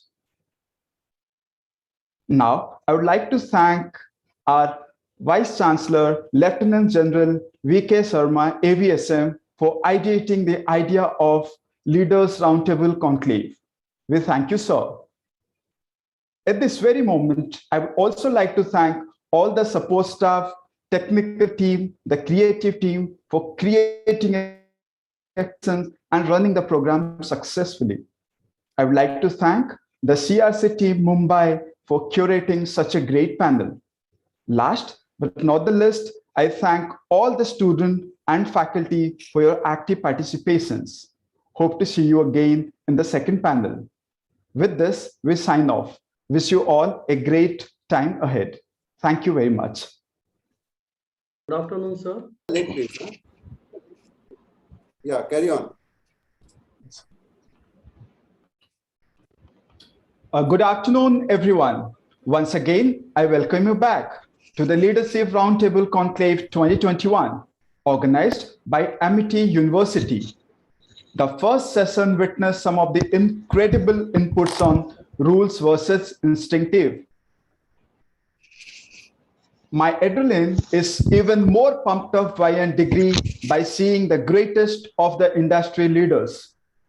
I am Sanjay Gowda, and with me, my co-host, Ms. Mandeep Kaur, representing Corporate Resource Center, Mumbai. On behalf of Amity University and the complete family, we would like to extend our warm welcome to all our honorable panelists, respected members of Amity University, and our dear dynamic future leaders, the Amitians. Now, I would request Ms. Mandeep to take it further. Thank you so much, Mr. Sanjay, for giving me the opportunity to introduce Amity University. Amity University is India's leading research and innovation-driven private university. At Amity, we are passionate about grooming leaders who are not only thorough professionals, but also good human beings with values and sanskars. Amity University was founded in 2003 as a private research higher education institution based in the city of Noida in northern India. It is home to around 50,000 students across all the campuses we have in several major cities, including Maharashtra, Madhya Pradesh, Rajasthan, Haryana, Lucknow, Jharkhand, Chhattisgarh. Amity also has an international presence in UK, China, Dubai, and Singapore. As a young institution, Amity offers modern facilities, air-conditioned amphitheater-style classrooms, and high-tech laboratories. I feel extremely proud to be associated with Amity University, and it's an incredible work experience. I would now like to request Mr. Manvendra Thakur to please take you all to the virtual tour of Amity University so you all can witness the aura of Amity University. Manav, can we have the video, please?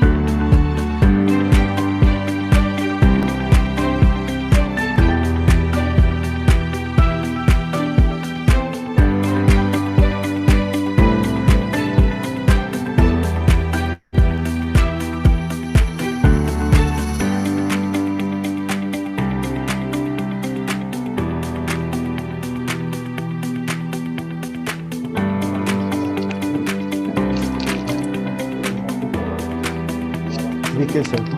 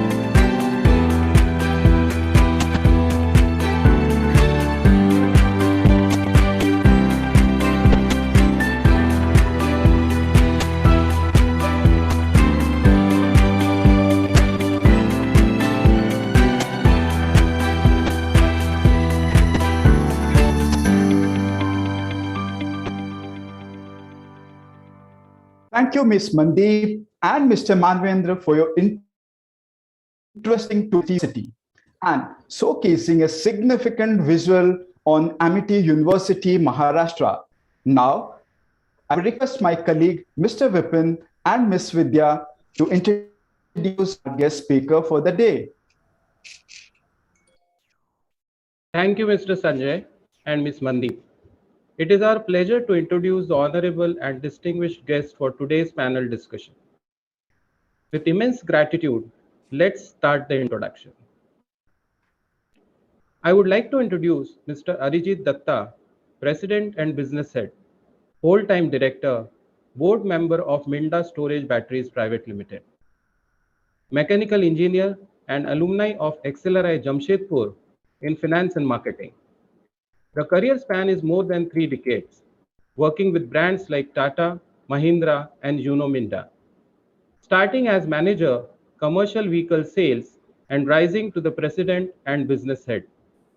For more than 6 decades, Uno Minda has made significant contributions to the automotive industry supply chain with innovative products. Uno Minda has 71 manufacturing plants in India, Indonesia, Vietnam, Spain, Mexico, Colombia, Germany, design centers in Taiwan, Japan, and Spain, sales offices in North America, Europe, and Asian countries.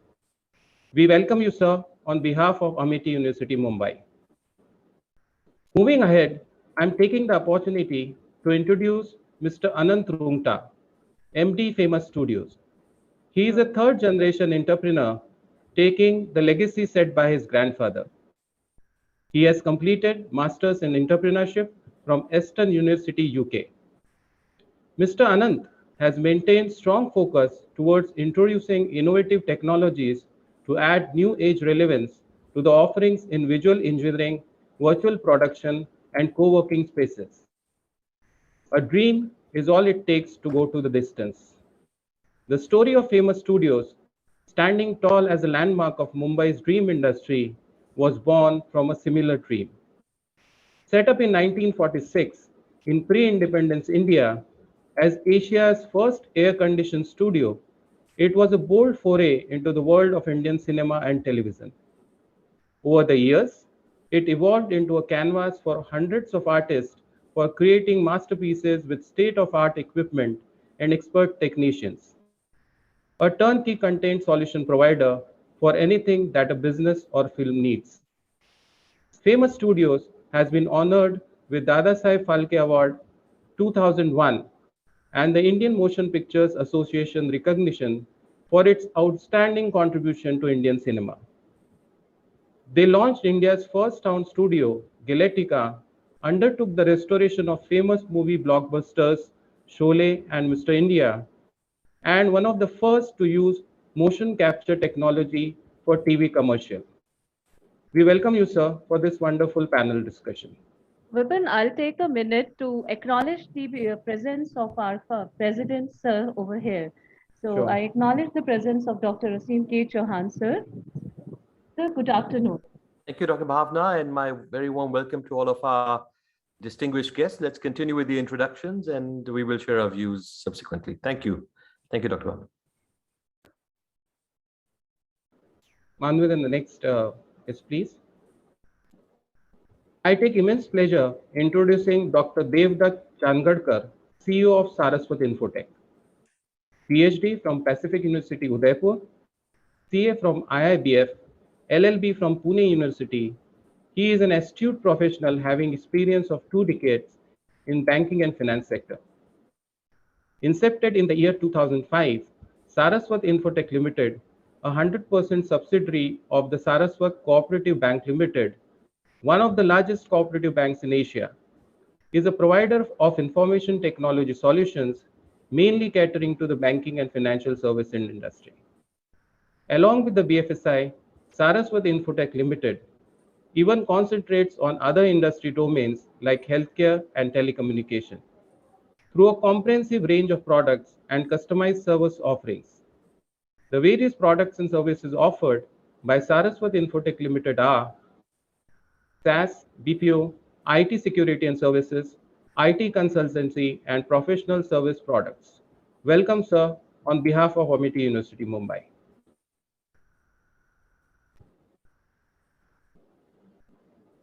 Glad to introduce Mr. Sushil Mulchandani, CEO JM Bakshi Group. Man is made by his belief. As he believes, so he is. Sushil Mulchandani is an engineering and management graduate with vast experience in shipping, port, and logistics sector. He joined JM Bakshi and Company, the agency division of JMB Group, in Mumbai as a management trainee in 1990, and is now its chief executive officer since last 3 years.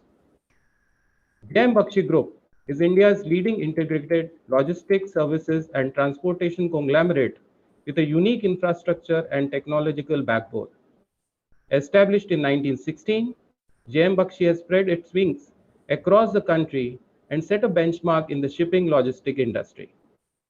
JM Bakshi Group is one of the largest logistics and supply chain providers in India, delivering value-added services on time in sectors ranging from metal to retail, oil to gas, and fertilizers. Welcome, Sushil sir, and we are highly obliged by your courteous presence. Now let me call upon Ms. Vidya, my co-host, to take it forward. Thank you, Mr. Vipin. Now, let me introduce Mr. Ashwin Badri. Ashwin Badri is Media Mumbai-based entrepreneur and pioneer in food and safety compliance. He's a founder and CEO of Equinox Labs. Equinox Labs is a leading food, water, and air testing laboratory. He is an author to 13 Ways to Protect Yourself from Consumers and How to Face FSI FDA Audit book. He is a graduate from University of Texas at Austin. Equinox Labs is a leading FSI notified, NABL accredited, and ISO certified company.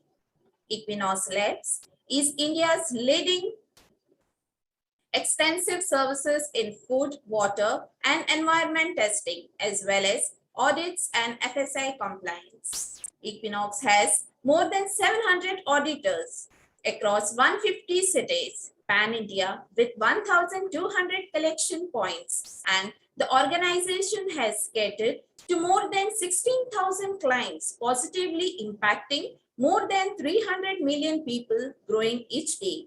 Thank you so much, sir, for gracing this event this afternoon. Now, let us meet our next distinguished guest for today, Mr. Ashok Ramachandran. He is a BE from SRM University and has done Masters in Industrial Engineering from Melbourne. He is the youngest country head in Schindler and recipient of ET Under 40 Award. A person who attempts to disrupt the traditional manufacturing industry with newer ideas and innovation, with tremendous growth trajectory from quality engineer to CEO within the span of just 12 years. The Schindler Group is a Swiss multinational company which manufactures escalators, moving walkways, and elevators worldwide. Founded in Switzerland in 1874, Schindler produces, installs, maintains, and modernizes elevators and escalators in many types of buildings, including residential, commercial, and high-rise building. It is a pleasure to have you with us this afternoon. A very good afternoon to you. Now, let us meet our next dignitary, Mr. Ashish Chandra, man of a brilliant mind from IIM Ahmedabad, ISB, and NIT. He holds a corporate experience of more than 20 years, starting as a head of product management, reaching to the pinnacle. He was associated with various assignments in leadership roles with India's top telecommunication companies and currently is the CEO of Airtel Sri Lanka.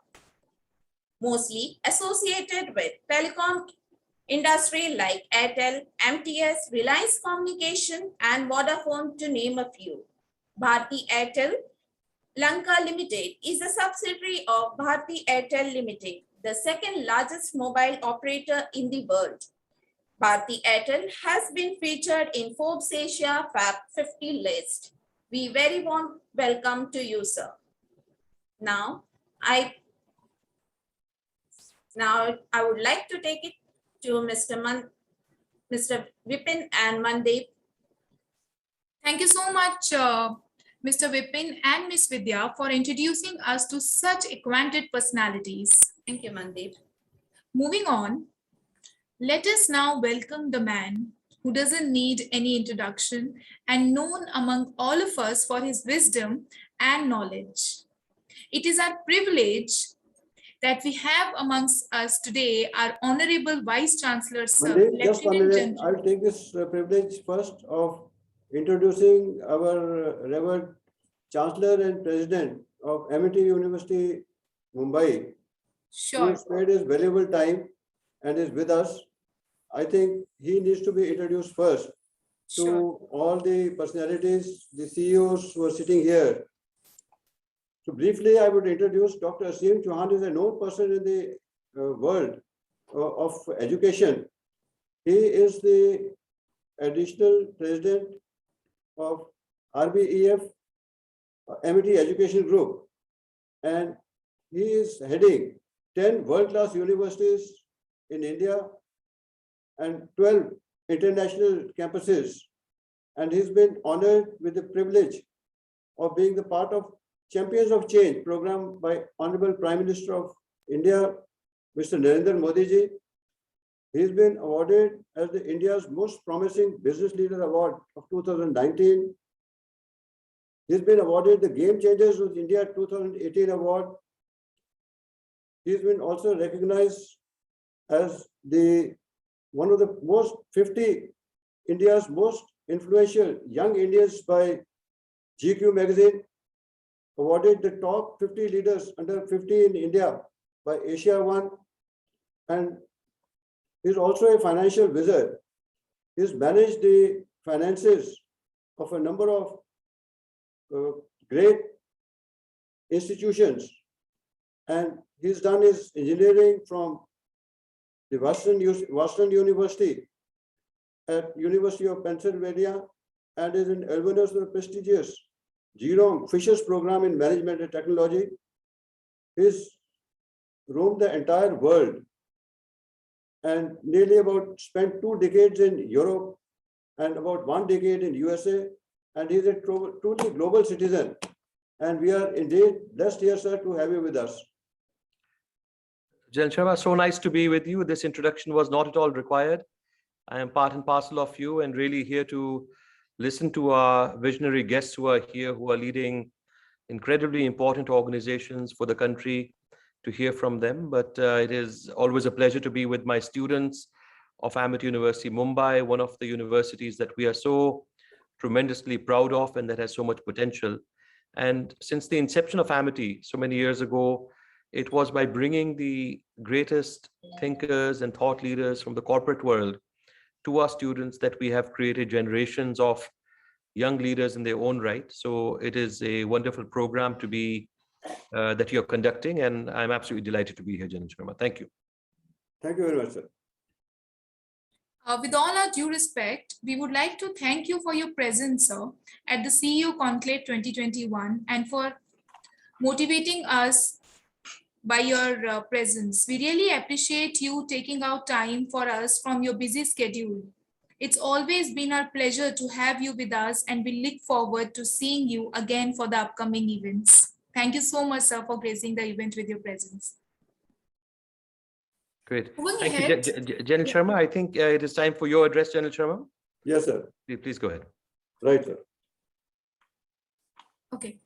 Moving ahead, let us now welcome the man who doesn't need any introduction and known among all of us for his wisdom and knowledge. It is a privilege that we have amongst us today our Honorable Vice Chancellor, Sir, Lieutenant General V.K. Sharma, AVSM, whose valuable guidance is cherished by all of us. Lieutenant General V.K. Sharma, AVSM, is an alumni of erstwhile King George School, now known as Military School. Thereafter, he joined the prestigious National Defense Academy, passed out as a permanent commissioned army officer from the Indian Military Academy in 1972. He was granted the President's Commission in the Corps of Signals of the Indian Army, which he served with distinction for almost 40 years. During his service, he held several command and staff appointments and participated in operations like Operation Rakshak and Operation Vijay. Sir was awarded with the Ati Vishisht Seva Medal by the Honorable President of India in 2011. General Sharma has also been an excellent academician in addition to being a military leader. He did BE in Electronics and Communication Engineering from the College of Military Engineers and Masters from Pune University, Masters from Management Studies from Osmania University. Sir is presently a Vice Chancellor of Amity University Madhya Pradesh Gwalior and officiating Vice Chancellor of Amity University Maharashtra. Under his able leadership, Amity University Madhya Pradesh has seen exponential growth and has been adjudged amongst the best private universities in Madhya Pradesh by CMI and NIRF. With immense sense of pride, I would like to call the man who served the cause of patriotism and education with complete dedication and commitment, the thinker, the risk taker, Lieutenant General V.K. Sharma, AVSM, to please address the event with your valuable input, sir. Thank you very much, Mandeep.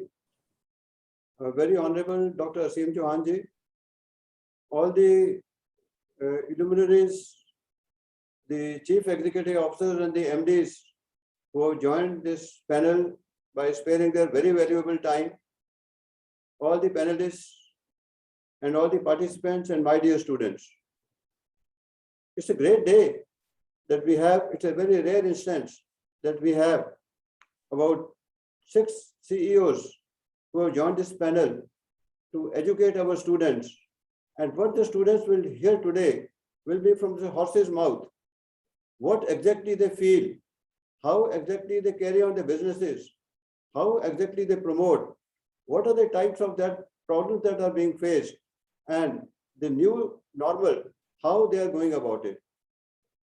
CEO is a position where we can say that the buck stops here. There's nothing beyond that. All the problems they handle, all the stresses that they go through, all the unknowns, the fear of the unknown that they have to live through, the circumstances they have to circumvent, all this comes with experience. And what you see of a successful CEO is only tip of the iceberg, like 1/10 of what you see on top floating, and 9/10 what you don't see is the sacrifices that they have made. It is the amount of work pressure that they are under. It is the amount of hard work that they have put in to reach where they are.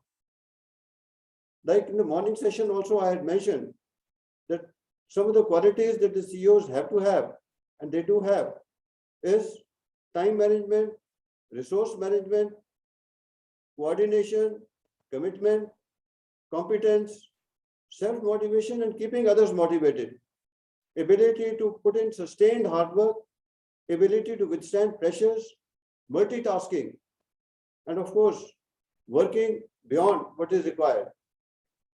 In the afternoon session, I would like to add a few more points that they generally have very high on tolerance for ambiguity. Everything in life is not black and white. There are 1,000 shades of gray. And they are the ones who can handle these shades with as much efficiency and elite. It is also the saying that if things have to go wrong, they will. There are ample scope for things going wrong. There's only one way of things happening right. And they are the ones who manage, while the things are going on wrong, to take them to the right track. Also, when the chips are down, like during the pandemic, when the world had come to a standstill, these are the CEOs who led their companies. They motivated their teams to make sure that their objectives are met. These are the people who do out-of-the-box thinking, who come out with solutions where others find that there's no solution. They don't do things different, but they do things differently. That is what a CEO is all about. I will not talk much because I'll not come between the students and the participants and the CEOs. And I would now request that the session be carried forward. And I compliment the organizers who have got the CEOs here together, who got all the panelists together. And I wish this CEO conclave great success. So thank you very much and Jai Hind. Please continue. Jai Hind, sir. Thank you so much for addressing the event with such inspiring and motivational words.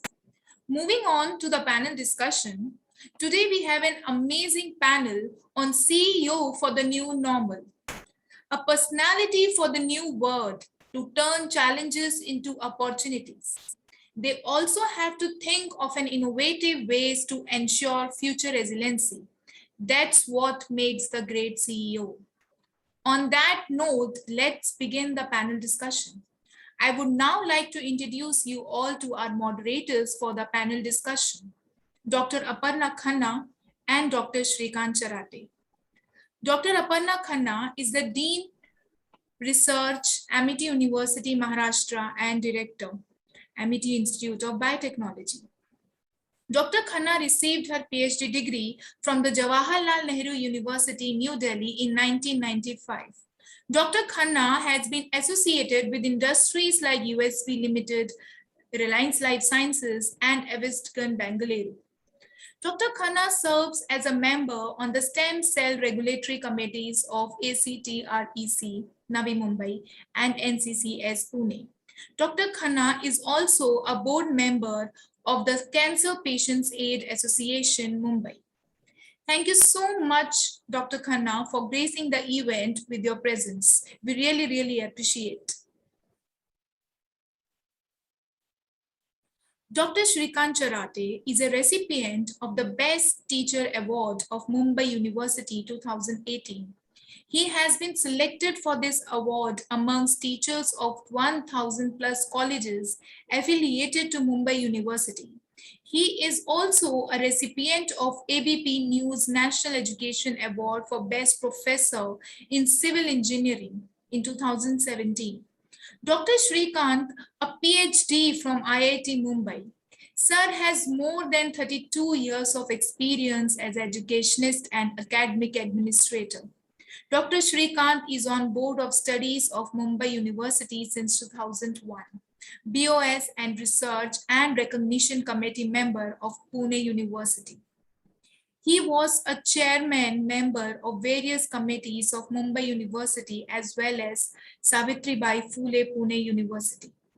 Currently, he is an academic dean at Amity University Maharashtra and director of Amity School of Engineering and Technology. Thank you so much, Dr. Charate, for being a part of such prestigious event. We really appreciate your presence today. Now I would like to request Dr. Aparna Khanna to open the floor for the most insightful panel discussion we all are waiting for. Over to you, Dr. Khanna. Thank you, Mandeep. I would like to take this opportunity to offer a very warm welcome to the afternoon session of the panel discussion of the Leaders Roundtable CEO Conclave 2021 with the theme, Decoding the Leaders' Minds and Future of Leadership. It was an enlightening session in the morning today, and I'm equally excited about this session as well, where we have stalwarts from diversified industries like the audiovisual industry, automobile industry, telecommunications, industry equipment, manufacturing industry, shipping services, solution providers in the IT industry, food testing, safety and compliance industry. So what we would like to know is how the pandemic has affected businesses in these various sectors. Has the pandemic helped in turning challenges into opportunities? So what are the business approaches going to be now for the quote unquote, the new normal? what we would also like to hear from our esteemed visionaries, the role that innovation played to bring the companies to where they stand today. Because we do understand that if we want to stay relevant and also be in the global league, we need to innovate. Finally, for our eager and enthusiastic students and our budding entrepreneurs here today, we would like to have key takeaways from the CEO's desk on how to have successful careers and what it takes to be a good leader rather than being a good manager. So very briefly, now I'd like to, without further ado, and not in any particular order, I would like to kickstart the session with a question to Mr. Arijit Datta, UNO Minda, NK Minda Group. Mr. Arijit, in a recent report published by Niti Aayog, the Government of India, and Rocky Mountain Institute, which is a non-profit organization that transforms global energy to a clean, secure future, it was mentioned that in line with the aspiration to achieve 100% electric vehicle sales by 2030, India can rise among the top countries in the world in manufacturing batteries, which means that there is a huge economic opportunity for India. What are your views on the same? And what are the challenges for India to realize this? Over to you, Mr. Arijit. Thank you, Dr. Aparna. And I really feel privileged to be part of this, this conclave, CEO conclave, which you have arranged. And my congratulations to the entire team of Amity University Mumbai for arranging such a wonderful, diverse, getting into together all the diverse minds over here. Now, as we are saying, the topic is quite apt, CEOs for the new normal. So, and what can be a better opportunity to speak about automobile industry? As you mentioned that, because of so many regulations and so many changes, automobile industry is going through a very, very interesting phase, I would say. It's, as you know, because of the environmental requirements, there is a huge pressure to convert to electricals. And that is only a very tip of the iceberg. I would say that there are a lot of things which has happened in the last 5 years. And going forward, there are so many challenges and opportunities, which can actually change the entire game for automobile industry. We all know the things which has happened in advanced countries, in advanced like US and West. If you see today, the most valuable company for automobile industry is no longer Toyota or General Motors. It has, it is Tesla, which we are all talking about, the success of Tesla, which is today one of the highest market cap company in the world. So, as far as electric conversion is concerned, it is something which is, of course, inevitable, I would say, going forward. Now, we have heard various, there is a lot of patronage of this idea from the government through different schemes like FAME and other PLI, recently announced PLI schemes for this. But, I being from the battery industry, I understand this, we have seen this change very, very closely.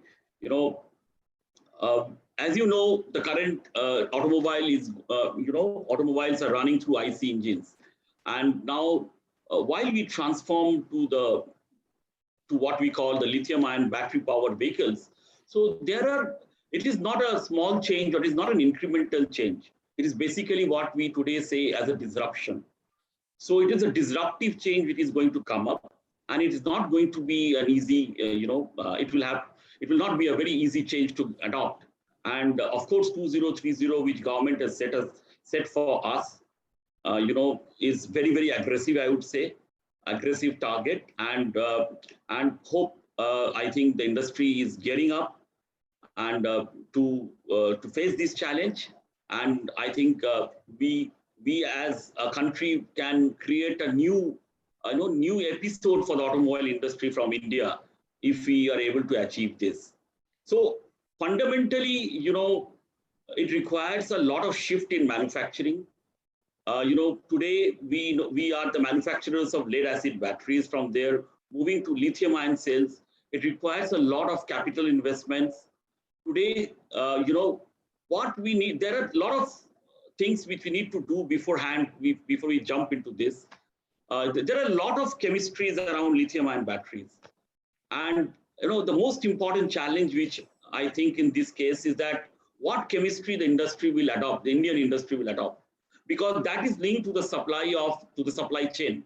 See, China has been the pioneer in lithium ion batteries, and actually they have made their supply chain work for them. They've already lined up the supply chain,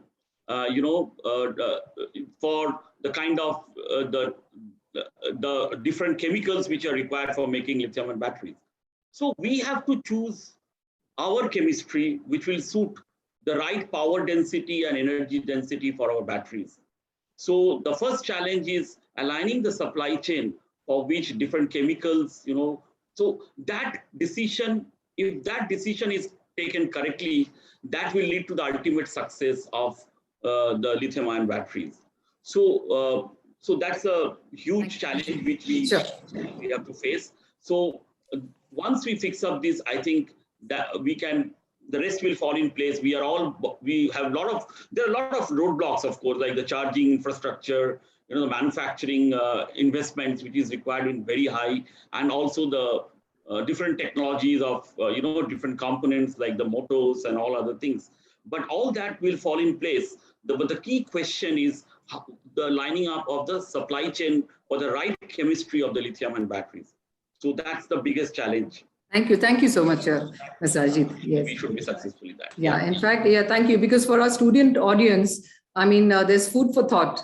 Lithium-ion batteries could be an area of research, and also different electrolyte testing and looking at the supply chain. So manufacturing could yet be another kind of area for research, because we have research students too. So these could be the future areas of research in this industry. Thank you, Mr. Yes. Thank you. Yes. I would now like to invite Mr. Anant Roongta of Famous Studios. So, Mr. Anant, it is said that the entertainment industry is a multi-billion-dollar industry. And I presume, even though the film industry has had a rough patch, but it's one of the industries that has not been adversely affected. You may correct me if I'm wrong. It has not been hit due to the pandemic. So the emergence of the OTT has made movie watching, as we all know, convenient, accessible, and affordable across a wider segment of the users. Could you throw us some light on the innovations that add new age relevance in developing content for digital platforms? Mr. Anand. Thank you so much, Dr. Aparna. Very pleased to be part of this panel, and congratulations to all the other panelists who are here and have achieved their objectives in spite of what God has thrown on us over the past 2 years. So anyway, deep diving into content, I'm sure everyone who's part of this call must have binge watched multiple shows, multiple movies in the last year and a half, more so than any other time. So you see, when we look at India as a country, very diverse, multilingual, the culture spans thousands and thousands of years, and there is no lack there's no lack of stories that are available from different parts of the country, So where the media industry is concerned, there's always been a very, very high demand for content, even more so in the pandemic. The issues that we faced were the media industry is a creative business. And unfortunately, creativity is a very, very difficult element to tie down in a virtual space. So what we did was, or what most of the industry was hit by when there was a full lockdown in both waves where cases were really spiraling, shootings were basically completely pulled down and they were stopped.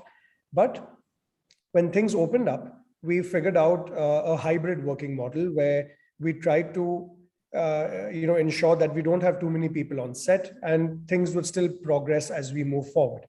Now, most of the content that you see releasing today or in the next 1 month are, the brainchild of new technology in our industry, including hybrid working. We have many incidences where, a shooting is happening in Bombay or somewhere else, but the director and the client are actually not sitting in the studio. It's all happening remotely. So there are multiple softwares that allow from the creative to production to post-production visual effects to happen remotely. However, I still feel, and I'm still very, very pro on, coming back to the workplace and sitting there and working. It's simply because creativity, you need a bunch of people to be together to ensure that your audiovisual has the right creative output. Technology has definitely played a role. And, maybe 30, 40 years back, technology in the industry used to change once every 3 or 4 years. Now it is changing every 3 or 4 months. So we have reached a phase where it is extremely important that as a studio owner, when we are introducing cutting edge technology for the future, it is also our responsibility and duty to educate our clients, but also our, as a management, it is important to allow your team members, especially the artists, to, just have a R&D kind of a mindset on new software, because everything is offering something new. The existing talent might not be wary of how best to utilize the technology. So it does take a lot of time to get used to, but with the use of technology, I think we've been able to survive. And, we are in a phase now where OTT platforms and even the theatrical releases, the producers who are planning theatrical releases are falling short of ideas. But actually the ideas are right out there. It's just about getting the right creative fraternity to work together on an idea and then present it to the audience. So, yeah. Thank you, Mr. Anant. That was insightful and also reassuring to know that we can still look forward to watching good content on digital platforms. Over to you, Dr. Charate. Thank you, Dr. Aparna. I feel extremely delighted to be a part of this August gathering on a roundtable conclave, and I'm honored to interact with CEOs of the present generation who have witnessed all the rough patches of this pandemic and are really doing wonders in the respective field. They have held their fit form on the ground and have excelled even in such unprecedented situation of COVID-19. Frequent lockdown and uncertain future hits every sector badly. However, this has been clutched as an opportunity for many to bring unthinkable changes in their businesses. Today, we are fortunate to have such leaders present with us in this conclave to share their views and experience with youth of today. And I see many students have joined today to hear to all our CEOs. My question is to Mr. Sushil Mulchandani, CEO of JM Bakshi. Before beginning with his expert comments, I would like to share one common that Mr. Mulchandani and me, we both are the alumnus of Sardar Patel College of Engineering, Andheri, Mumbai. Sir, warm welcome. You have been associated with JM Bakshi since beginning of your career, and now you are a CEO of the company, a company dealing with ports and shipping operations. Since it's a huge and unknown sector, to many young people. I would request you to throw some light on the transformation that you brought in this sector. Also, what roles young minds play in business continuity, risk reduction, and innovation opportunities in the allied sectors. Mr. Mulchandani, please. Thank you, Dr. Charate. Yes, when you were being introduced I heard that you're a civil engineer. So, and that too 32 years before. So I immediately recall that possibly we would be somewhere associated, and nice to know that you're also a SPC alumni. So pleasure meeting you, and indeed a privilege to be part of this August panel. Such a diversified panel of some leading luminaries and different sectors. So thank you very much, Amity, for making me part of this panel. Yes, JM Bakshi as a group has been through a varied diversification over a period of time. It has modified, it has evolved itself. In fact, we recently even had a branding exercise to change our logo, which has recently, that's when I say recently, it's just 2 weeks ago, we had launched the new logo. Now, yes, it is relatively a very low profile industry, the shipping industry. People know airlines more than the shipping lines. One would know the Lufthansa's and the Swiss Air or the Cathay Pacific or Emirates, but how many of them would have heard of a Maersk or a CMS CGM or Hapag-Lloyd, whose balance sheets would be an envy for all these airlines too. In fact, in the recent past, when I say recent past, again, last 6 months or so, the freight rates, as we call the rates for carrying cargo from one place to other, have increased so much phenomenally that the leading shipping line today called the Maersk, M-A-E-R-S-K, the Maersk shipping line, earnings have crossed Apple's earnings. So that's the kind of potential that is there in shipping. But shipping goes through a cyclical trends. So there are many crests and troughs. Presently, it's riding a crest, and we don't know when it will end. The freight rates are very high, and you would have been reading in the papers. It's difficult to get ships. It is difficult to get containers. So the demand is so high that automatically the rates itself are on the increase. What JM Bakshi has done over a period of time has been to evolve, has been to adapt to the changes that have been happening in and around us. We, like the introductor Vipin was mentioning, that we established this company way back in 1916. And it's a 106 years old company. I mean, it's not easy to sustain a company for 106 years old. And even today, it's in a position of strength. Many companies fizzle out en route to reaching a century, like many of the batsmen. But we not only crossed the century, but we are still going strong.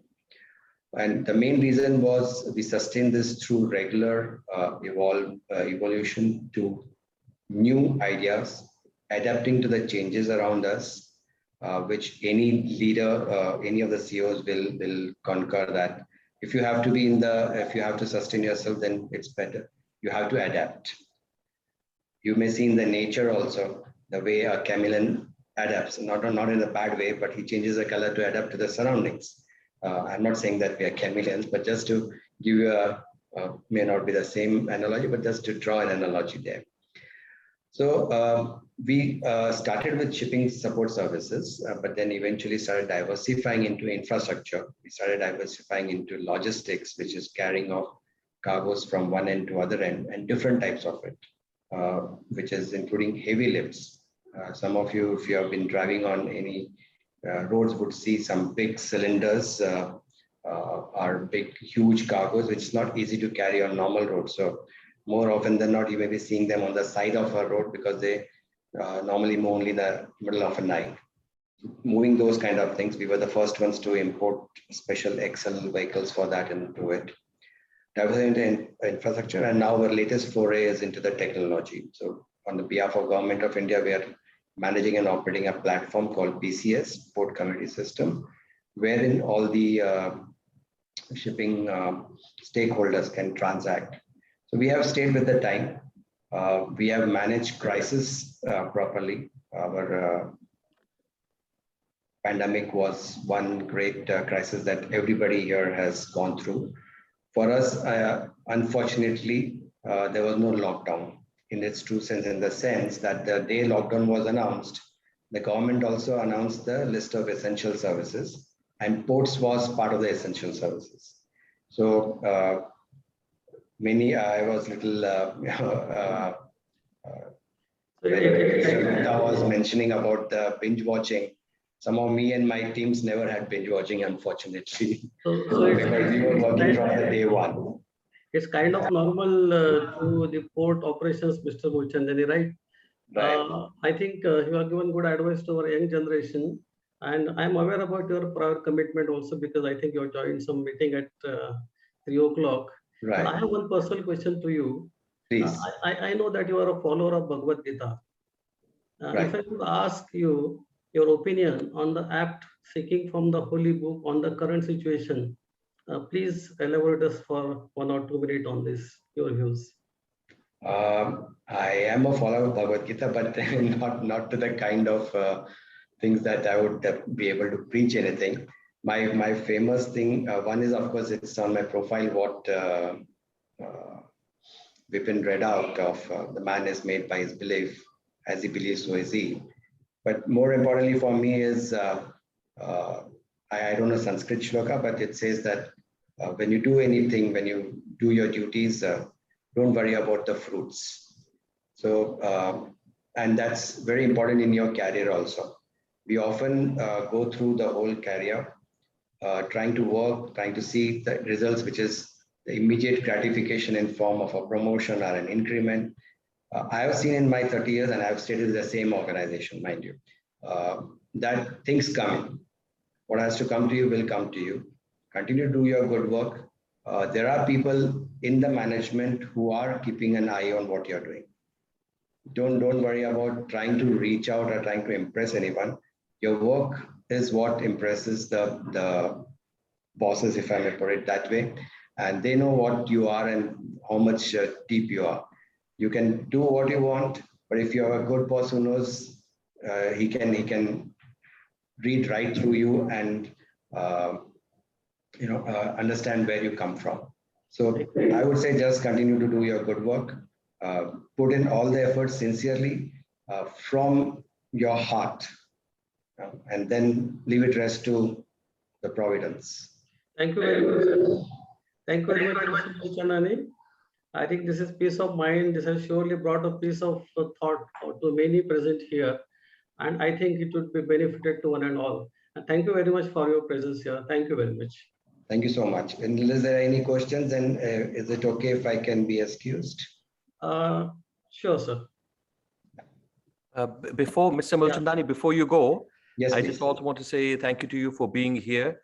To my students, I will say one of the biggest questions these days in the business world is around this question of shipping prices and what was the root cause for this historical rise in shipping prices. It's a very interesting question, and I've been studying it very closely. But I think all the shipping lines have done very well at this time, as you have mentioned. But to all students, study it a little bit, read about it. Sometimes things are counterintuitive in the business world. But there was a supply-demand unexpected mismatch, which could be temporary, but for this time, it is a perfect case study of how supply-demand can really determine prices at extreme levels. But Mr. Mulchandani, we are very grateful to you for making time. Please visit the university also when you get the time. We'd love to host you there, but grateful for your sharing your views with our students here today. Thank you so much. Thank you so much, Dr. Asim. It was a pleasure and a privilege to have a dialogue with you and your entire professors and the team and the students. Wishing Amity all the very best, and also to all the potential CEOs and your students. All the best. Thank you so much. Yeah. Thank you so much. Have a good day. Thank you, Mulchandani, sir, and our Honorable President, sir. Banking is close to heart of everyone, since it's money matter and every individual work to live a life. And I say money always matters. So as a safety and security of all the banks and allied sector. In this regard, I would like to have a crisp opinion and guidance from a very well-known personality in the field of banking sector and IT support services, Dr. Devdutt Changadkar, CEO of Saraswat Infotech. The company has, I think, thanks for sir for bringing me to this one in the notice. Banking is close to the heart of everyone, since it's money matter and every individual work to live a good life. And I say money always matters. So as safety and security of the various banking and allied sectors. In this regard, I would like to have a crisp opinion and guidance from a very well-known personality in the field of banking sector and IT support services, Dr. Devdutt Changatkar, CEO of Saraswat Infotech Private Limited. The company has also been associated as a solution partner in the giants of the market like Amazon, Uber, Tata, etc. Dr. Changatkar, banking sector is the one who seems to have transformed themselves within no given time and have accepted catastrophic challenges ranging from demonetization to COVID-19. There is never a normal situation for banking sector with ever increasing challenges all the time. Sir, what according to you are the growing challenges and opportunities in the field of banking and in general, since cybersecurity and threat has always been on high, and what are the changes that you sense in the IT banking services? Dr. Changatkar, please. Thank you, Dr. Charati. Thank you very much for giving us an opportunity. Welcome, sir. Welcome. As a panelist on for this Amity University webinar. Prior to COVID, we have been supporting to the banks by providing core banking solutions, and all of a sudden, when on 22nd of March, the lockdown was declared, it was a great challenge for us, because while the lockdown was declared, as far as the banking is concerned, it was continued as one of the essential services, and the year end had to be managed, and successfully we could manage the year end of 80 plus banks for whom we have been providing core banking solutions. Now here, though we have successfully managed to provide the core to provide our services by working at home, there are certain major subtle changes that have happened because of this COVID scenario in the banking sector. Hitherto, banking services were offered mainly through the branches, but particularly after the COVID, the delivery channels got quite a greater momentum and importance during the COVID times. You would realize, you would be surprised to know that more than 80% of the transactions in banks like Saraswat Bank are happening electronically. When I say electronically, it means not only through the delivery channels like mobile banking and internet banking, but also through other platforms opened up by NPCI like check transfer system, NEFT, RTGS, Aadhaar. The branch as a segment in the banking has lost its relevance and importance. And going forward, I feel the banks will take a call whether they should have the branches or not. Most probably, they would prefer to have lesser number of branches, and those branches would be complemented by the business correspondents who will have business agents and who will be offering customer service centers either through a mobile way or static centers. So that is the major thing as far as the banking is concerned. Now, as far as technology provider, as a technology provider, certain changes I have been noticing it. One is that, yes, most of the staff members have worked for more from home, and it has not impacted the service that we used to provide to the banks during these times. And in addition to that, now the implementation of the new banks for the new solutions, that also we have started doing it online. Hitherto, for everything, our staff had to go to the banks and do the things physically. But in the last 1.5 years, I have seen the banks do not require the, and we have been successfully doing it. But yes, now though the delivery channels, the transactions have increased, the most important aspect is about the cyber security. And on the cyber security front, means the technology has to be geared accordingly. We need to update our firewalls. We need to update we need to carry out the various kinds of tests like VAPT, we call it, of the application, of the hardware, of the network, and because of which there is a tremendous pressure to ensure that these cyber crimes do not affect or do not come as a hurdle in our services. So in addition to the steps that are being taken, we also have to take the insurance, like cyber security insurance, because despite doing all these things, if there is a still loss, that has to be covered. So the cyber security insurance is another factor that has come up in the way. Now to understand those policies, policy terms and all those things, that over a period of time, banks and companies like us will get matured, and we will understand the nuances that are involved in those policies. Third one is about the demos.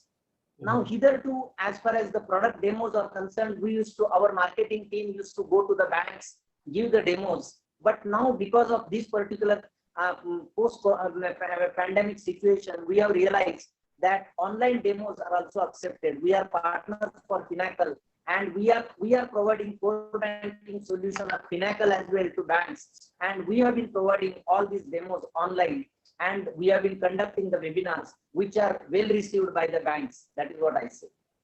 Thank you, Dr. Changadkar. I really appreciate your views on this subject, and will definitely be helpful to all the budding technocrats. Here, I would like to mention, as far as our Amity universities are concerned, we are having a great workforce of the students who are trained in data science, cyber security, cloud computing, machine learning, and artificial intelligence, and in the Internet of Things. I think Amity will definitely is going to help in larger scale to all such IT companies, and we are very fortunate to have you here, your views. Thank you very much.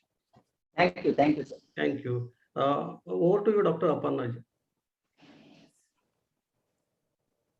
Thank you, Dr. Charate. Now, my next question is to our Honorable Chancellor, sir. Sir, we've been on the online mode since a year and a half because of the pandemic. And we at Amity have decent online robust, and we've got used to this structure now, since from the very beginning, since we have adopted it. But what are your thoughts on how is it going to pan out in the future? Would we be going, there are certain courses that can't be done online only. So are we going to adopt a blended learning kind of a system? We would really like to hear from you, your thoughts on the same. Okay, thank you, Dr. Aparna. I thought I was going to be here more to listen to our guests, but I'll be brief on this, that look, the last 1 year, I think in many sectors has opened up crises, but also a huge opportunity. And in some sectors, we're seeing opportunities that are really 100-year opportunities, those kind of opportunities that would not come unless and until there's this perfect storm of different factors that come to play. And today in education, we are seeing transformative change for two reasons. One is, of course, the technology that has further developed because of what we have seen over the past year, but also, and more importantly, the adoption by students and the faculty members who have been forced to be trained of how to use some of these technologies. So going forward, what we would like to see is for students to come back to university. There is nothing better than to have students at the campus to be able to look at the various other aspects of what education should be, apart from just that teaching learning process, which is the socialization, the practical, the lab work, and all of the other things that come along with being on campus. But yes, the one thing that is here to stay is that technology-enabled learning, blended learning in the classroom. The government has now allowed, as per the new policy, 40% of classes to be taught in a normal degree program in blended learning mode, with EdTech being part of it, which you, as you know, we are very actively working on. And then apart from what's happening in bricks and mortar, this opening up of opportunities in the online world, as some of our colleagues know, at Amity, we were the first in the country to get permission for online degrees. Over the last 18 months, we have seen that scale tremendously.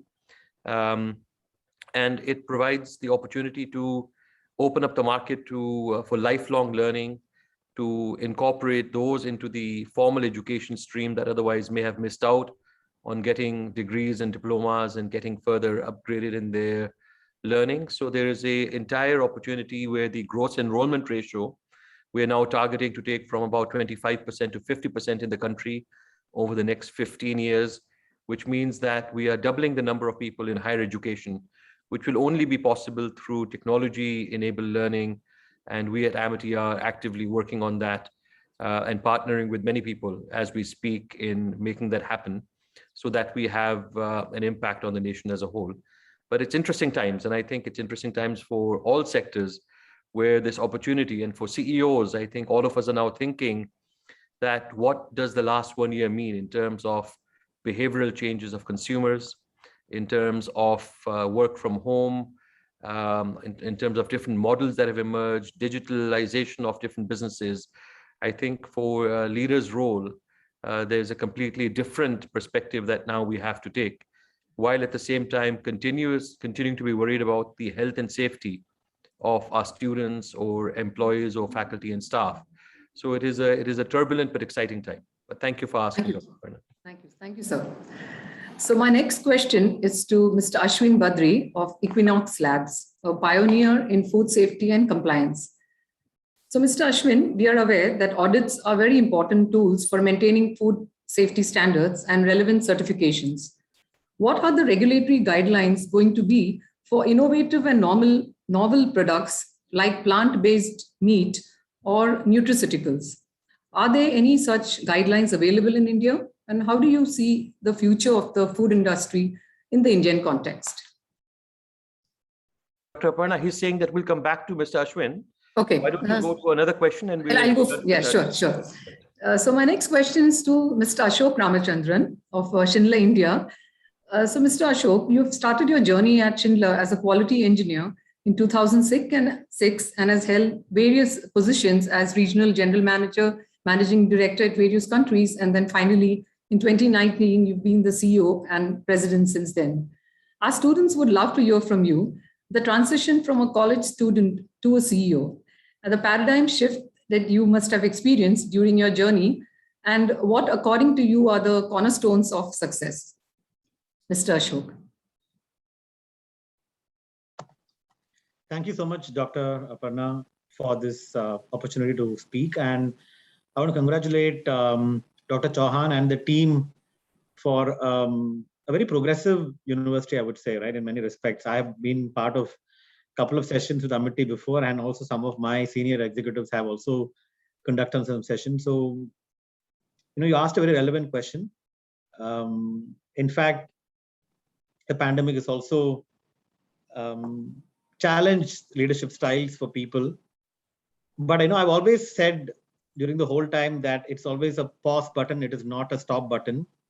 And when I look back at my own life journey and career, I have never been shy to share to a lot of students that my journey in formal education, right from school to college, was not very flowery. I struggled, in fact, with various backs in my university days and never thought I could do anything much in life, except for my parents who always believed that you will make it, which is unlike most typical Indian parents, right, where they put pressure so much on kids on the marks that you get in black and white than anything else. So if you ask me, some of the key ingredients for, I don't want to call it success, success is a relative word, but let's assume that anyone who's aspiring to climb up the corporate ladder, the first one I would say is be hungry, be foolish, right? I think one of the things I always believed was a mind to always learn and improve better than yesterday. So my comparison was always with myself. I want to tell all the students that please, for God's sake, do not compare yourself with anyone else in your class. No two people are the same. They would have the same experiences, same college degree, but can have completely different career trajectories because everyone is a victim of our upbringing, the environment we live in, the kind of friends we have, the kind of learnings we have. So I was always, even as my first role, I never just did what was told in the job description. I used to go to the management team members and ask them, how can I help in their department challenges? Can I be of any value for them? And a lot of people, used to think, why is this person, brown skin Indian in a white country like Australia, he's trying to put himself out there. But somebody noticed me, gave me opportunity. And then, of course, you start working on it, you make a lot of change arounds. So that is the curious mind. The second thing I want to mention is, first time I became the the general manager in Queensland in Australia. I was 29 years old and everybody else reporting to me was 45, 50-year-olds. And there was not even one meeting where I stood and said that I'm the boss, you will listen to me and you will do exactly what I say. Treating your seniors of age and experience with respect, getting them involved in decision-making, pampering their egos to make sure that they don't feel threatened by your persona is very, very important. And the biggest challenge today I'm seeing, in fact, yesterday I tweeted, last 3 weeks, I've been recruiting for 2 different roles. I interviewed close to 25, 30 candidates. And to say the least, I could not even find one candidate. And these are all senior positions, people with, big premium college taglines, worked in multinational companies. And the most important thing they were lacking is authenticity. People need to learn to be authentic self. And when you don't get a job, it is not, you are not good. You're not matching the criteria or the culture the company wants. And that is something that I learned in Queensland to make sure that I can take people along with me. And I always thought, whenever I did a role, I was always working one level above. So when I was running a branch, I was running it like a country. And when I'm running a country, I'm running it like a global organization. So if you want to grow fast in your career, think about that. The third one is feedback. Always be open to feedback. Even today as a CEO, every month I ask my direct reports, what is that one thing I can do even better than last month? And when you are in the top, not many people give you authentic feedback, right? They never give you negative feedback. In fact, they always say, oh, you're so amazing. So I insist that if you are really concerned about me, you should tell me one thing that I can do even better. The third thing will be feedback. The fourth thing will be gratitude and being humble. I think we have this habit today in India. We complain about everything right from we waking up till we go to sleep. Most of the times we blame Modi for it. But if not, it is somebody else except us. I think we have only ourselves to blame for everything we look at in life. So have a lot of gratitude and always remain grounded to your roots, where you came from. Never ever feel that once you become a manager, you're God and everybody has to just bow down to you. And that's when I say, be hungry, be foolish. Having an open mind, having a growth focused mind. The typical challenges I see from students today is they are chasing title, salary, and location. Even as a fresh graduate, that is all they're worried about. Well, I challenge you to think about the organizational culture, the kind of leaders you're going to work with, and the learning and growth you will get. Of course, you need to be paid a salary. I'm not saying go and work for free, but don't take a job just because it has a fancy brand name and it is offering you the highest starting salary. Because very soon you will, if you don't fit with the culture, if it's a toxic culture, you will not survive in the organization as well.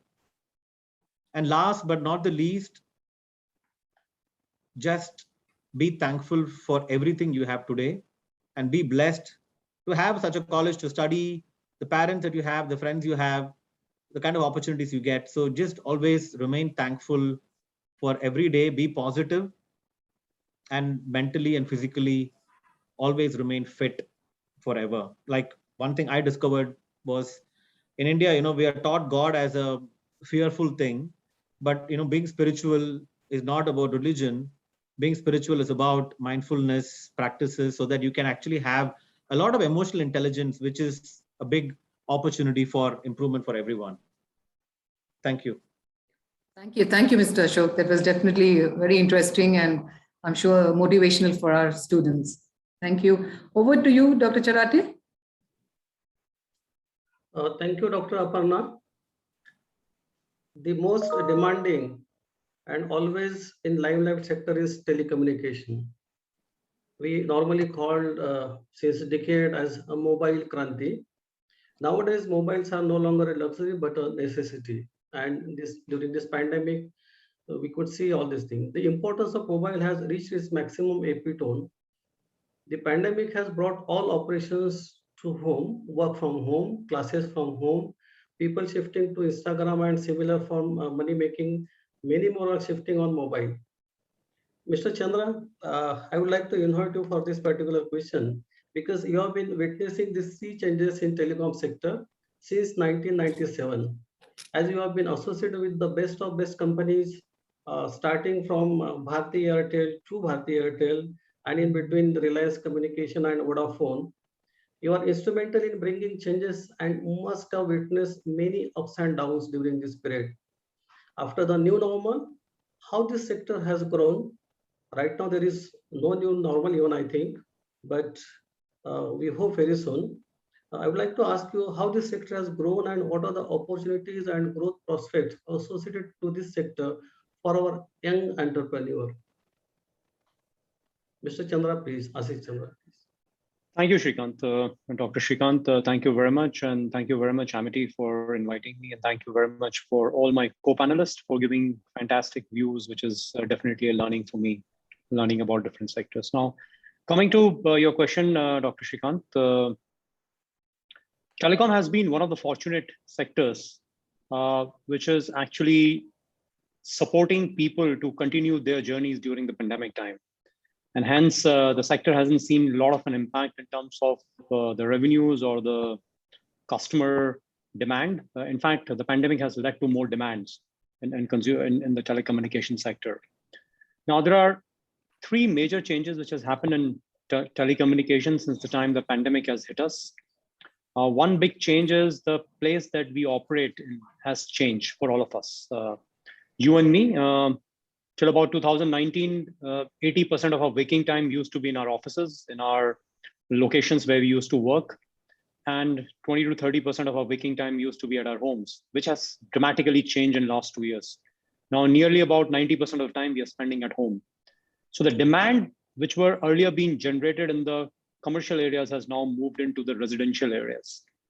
A lot of people have done the reverse migrations. The people who are operating out of Delhi, Mumbai's, London's and New York's of the world, because of the high living cost, have moved back to their hometowns where they're now operating at a much lower cost. And hence a lot of reverse migration has happened. Now, in a nutshell, what has that led to is a complete change in the demand of data and voice across the geographies. So the entire telecommunication industry has to rewire itself in the last 2 years to actually cater to the consumer demand where they are currently. So initially we have built up all our capacities to be in the urban centers, which are now slowly moving away to the category B and C category towns. So that's the first major change which has happened. Second major change which has happened in the telecommunication is the way of consuming the service. So till about few years back, most of the service was being consumed or bought an offline way and has been serviced in an offline way, because customer used to go to the retail stores or go to the kirana stores and buy their recharge if he's a prepaid guy, or would walk into any of the company store to pay their bills and so on and so forth. Now the entire consumption has moved online, and most of the people are now becoming digital. And that's where I think the second major change has happened. So the entire standard operating procedures of telecommunication as a company has changed over a period of time. Now, everything that we are doing, we are thinking digital first. And anything, because what used to happen about 2 years back, digital used to be one of the channels. So we used to think physical first, and then used to adapt everything that we used to design to also run on a digital channel. Now that entire thinking has changed. The thinking has now become digital first. So anything that we do is designed for digital channels or digital way of doing businesses. And then it has been thought that how can we then deliver it physically in a physical channel. So that's a big mind shift change, which has happened to all of us. And third is the way the demand of the consumers are changing. So till about few years back, majority of the people were using telecommunication either for talking or for using internet, which is mainly for entertainment. And most of the enterprise business or the corporate business and education, other thing is actually being done on a fixed line platforms, not on the mobility platforms. Now, look at the countries like India and the South Asia, which is mainly dependent on mobile platforms because the fixed line and the enterprise platforms are not so developed as it would have been in the other part of the world. Hence, the entire economy of the countries are now depending upon the telecommunication infrastructure. When you're sitting at home, your business is running or your office is running now virtually on your mobile phones, either connected through the mobile phones or on the mobile phones. And hence the criticality of the service has gone up many folds than what it used to be. So if earlier you are not getting a bandwidth on your mobile phone, probably you're watching a movie and there is an interruption in that, you're much more tolerant to that. And now you are talking to your managing director all the time, and if your Zoom call does not work, it is not an acceptable norms of service that everybody's getting. So the consumer demands are changing. The way the products has been configured, India, I would say, is still much blessed country in terms of a very high density of 4G penetrations and kind of the tariff plans that we're offering to our consumers virtually free. It's here. You pay 200 rupees a month and virtually you get everything free. Whereas in other South Asian country, like the few that I'm handling, there's a dramatic change in the way the service is being offered to the consumers. Because now the demand has suddenly shifted from watching a YouTube video on a Facebook to actually doing a Zoom calls and to access education, access business. And I think the telecommunication industry has taken upon itself that this is the time that they have to really rise themselves up to the demand of the consumers. Right. And I think telecommunication industry is a big leveler. I typically call higher telecom penetration in any country or any place is a big democratization of opportunities. Right. Because now most of the people are sitting in their hometowns and they want to still be connected to the entire world to access either the business opportunities or education. And this is going to set the trend for the future also. To give you an example, in my company, in last about 8 to 9 months since the time that we have been operating from home, we have recruited more than 100 people. And these 100 people have never come to office. They had been recruited, they had been working for Airtel, but they have never been asked to come to office. And this is going to become a trend over a period of time. And this is nothing but a democratization. Earlier, if anybody has to have an opportunity, they have to move to the top 10 cities in India to either run their businesses or to be a part of a large conglomerate. Today, a person sitting in Dehradun or a person sitting in Jalgaon has an equal opportunity compared to a person who's sitting in Mumbai or Delhi. And I think this opportunity has been brought to them by a connectivity which has been provided to them in the areas where they are. And I think that is what a telecommunication is bringing to all of us, a democratization of opportunities. So that's some of the changes that telecommunication has brought in last few months or few years since the pandemic has come. Yeah. Right, Mr. Ashish Chandra. In fact, when I say sea changes, and there are tons of opportunities in this sector, because every second person is on mobile, or some people are handling 2 to 3 instruments at a time, and we need this kind of we say mobile kranti or data people who are using this. I'd like to come back to you to another question afterward. I would like to hand over to Dr. Aparna. Yes, so I had a question for Mr. Ashwin. For some reasons, I think the audio was not on. So Mr. Ashwin, we would like to know from you that we have now in novel food, it's the plant-based meat or active ingredients like nutraceuticals are now being looked at because people are moving towards a vegan kind of a diet. So what do you think acceptance would be in the Indian regulatory scene for these kind of foods, the functional foods? First of all, thank you, Dr. Aparna, great question. I hope you can hear me this time. Yes, we can hear you clearly. Okay. I'm just surprised the MacBook didn't work. And I've come back to office, by the way, just what Ashish was saying, I've actually come back to office after 1.5 years today. And this is the first time I'm in office and electricity is coming and going, internet is kind of jumping in and out. I opened my office MacBook after almost 1.5 years and I think the sound didn't work. Luckily, I had a backup laptop. So first of all, thank you for all the insights being shared by all my co-panelists. Fantastic insights. Got to hear and got to know about so many different industries and the opportunities and challenges that they face and how they're working. right?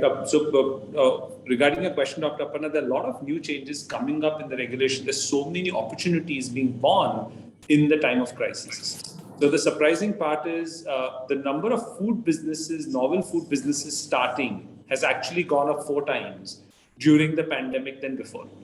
And that was something that was completely unprecedented for us. So at Equinox, our business is actually segmented in 2 different verticals. One is the corporate vertical, and second is the food vertical.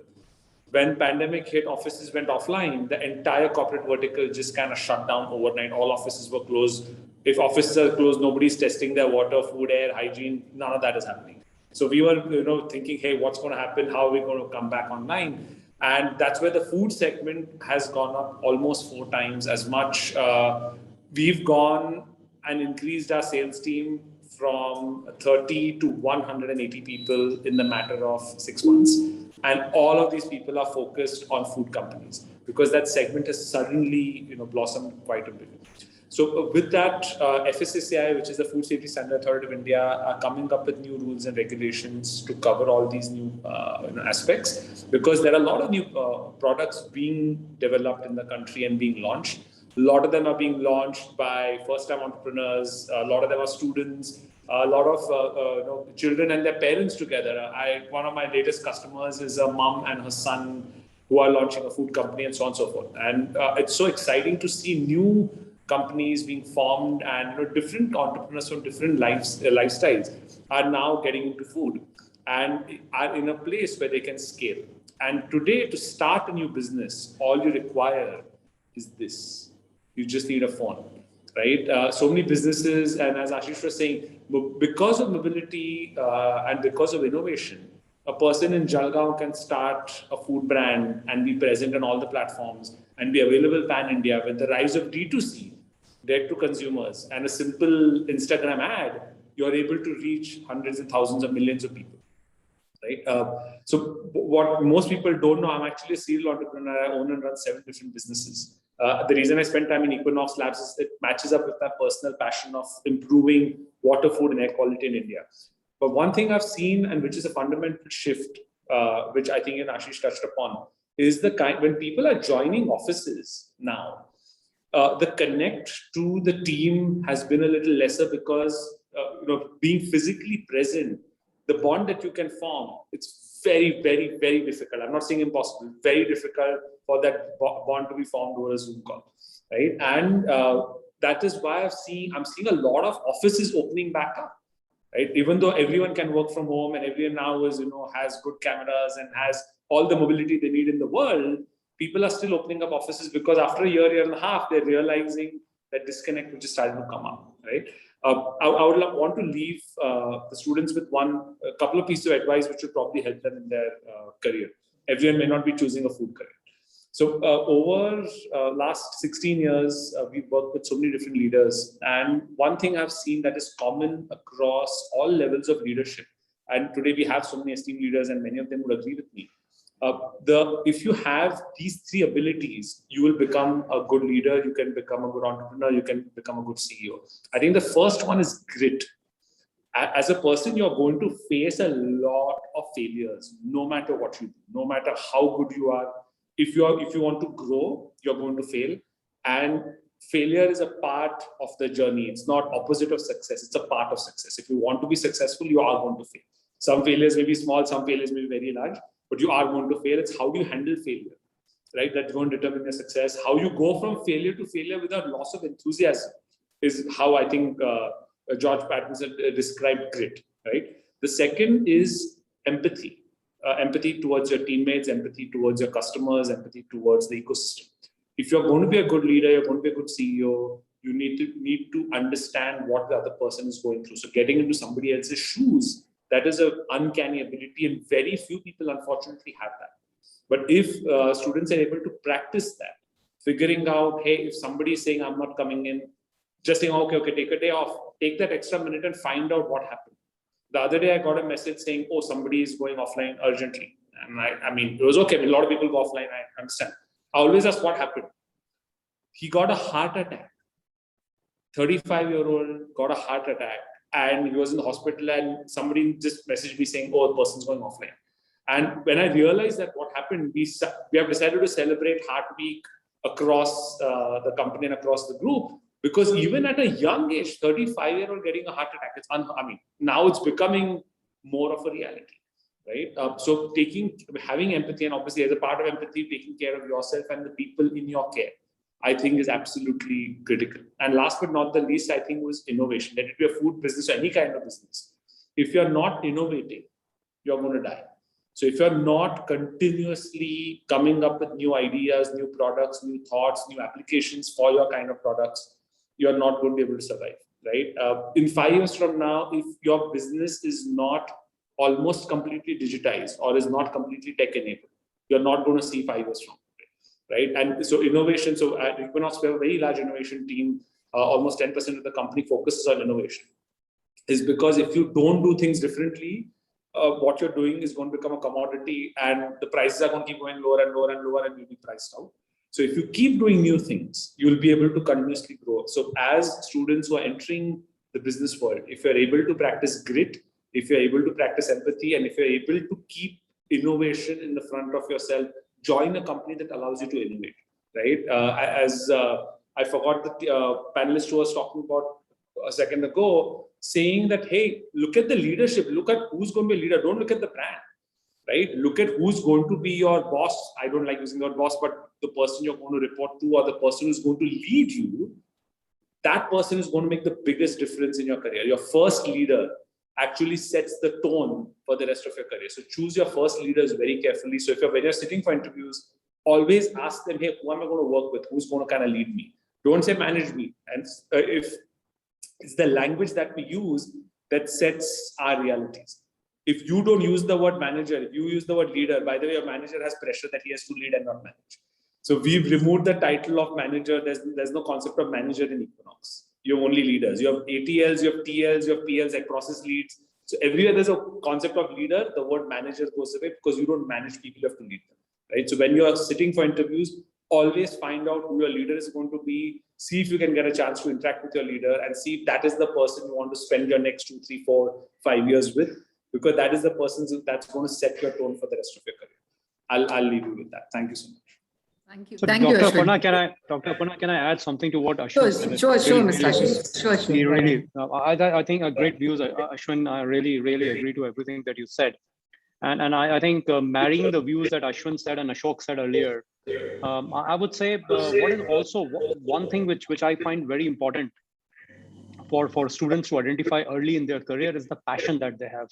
Because because this journey can be a fun journey, can be an exciting journey for you if this is something that you're learning.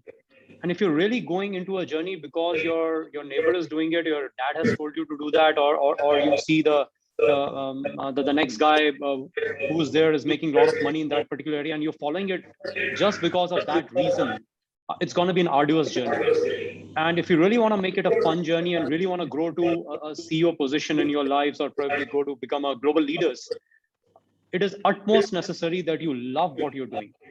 And the early you identify in your life what you love doing, better it is. And hence I keep telling all the students whenever they come to advise from me, is the first thing that you should do is to identify what you love doing. And for that, if you have to do a few experiments, you have to try a few things out and see. And I can assure you, in the current world that we are in, any area which you love working and you are the best, there is an opportunity for you. There's no dearth of opportunity in any area that you can put your finger on if you are among the best. And you can only be the best if you are in love with what you're doing. So that's the only thing that I wanted to add, Aparna, on this. Thank you, Mr. Ashish. Over to you, Dr. Charate. I think that there was one question from morning session by very own Colonel Dargans from Delhi, or Amity University itself. Sir has asked about what additional qualities will the HR look for in the present post-COVID context, and will the role of HR change in the post-COVID scenario? I would like to ask this question to Dr. Sangatkar, specifically because sir is handling services in IT sector. Dr. Sangatkar, can you just have your brief opinion on this? The role of HR change in the post-COVID scenario?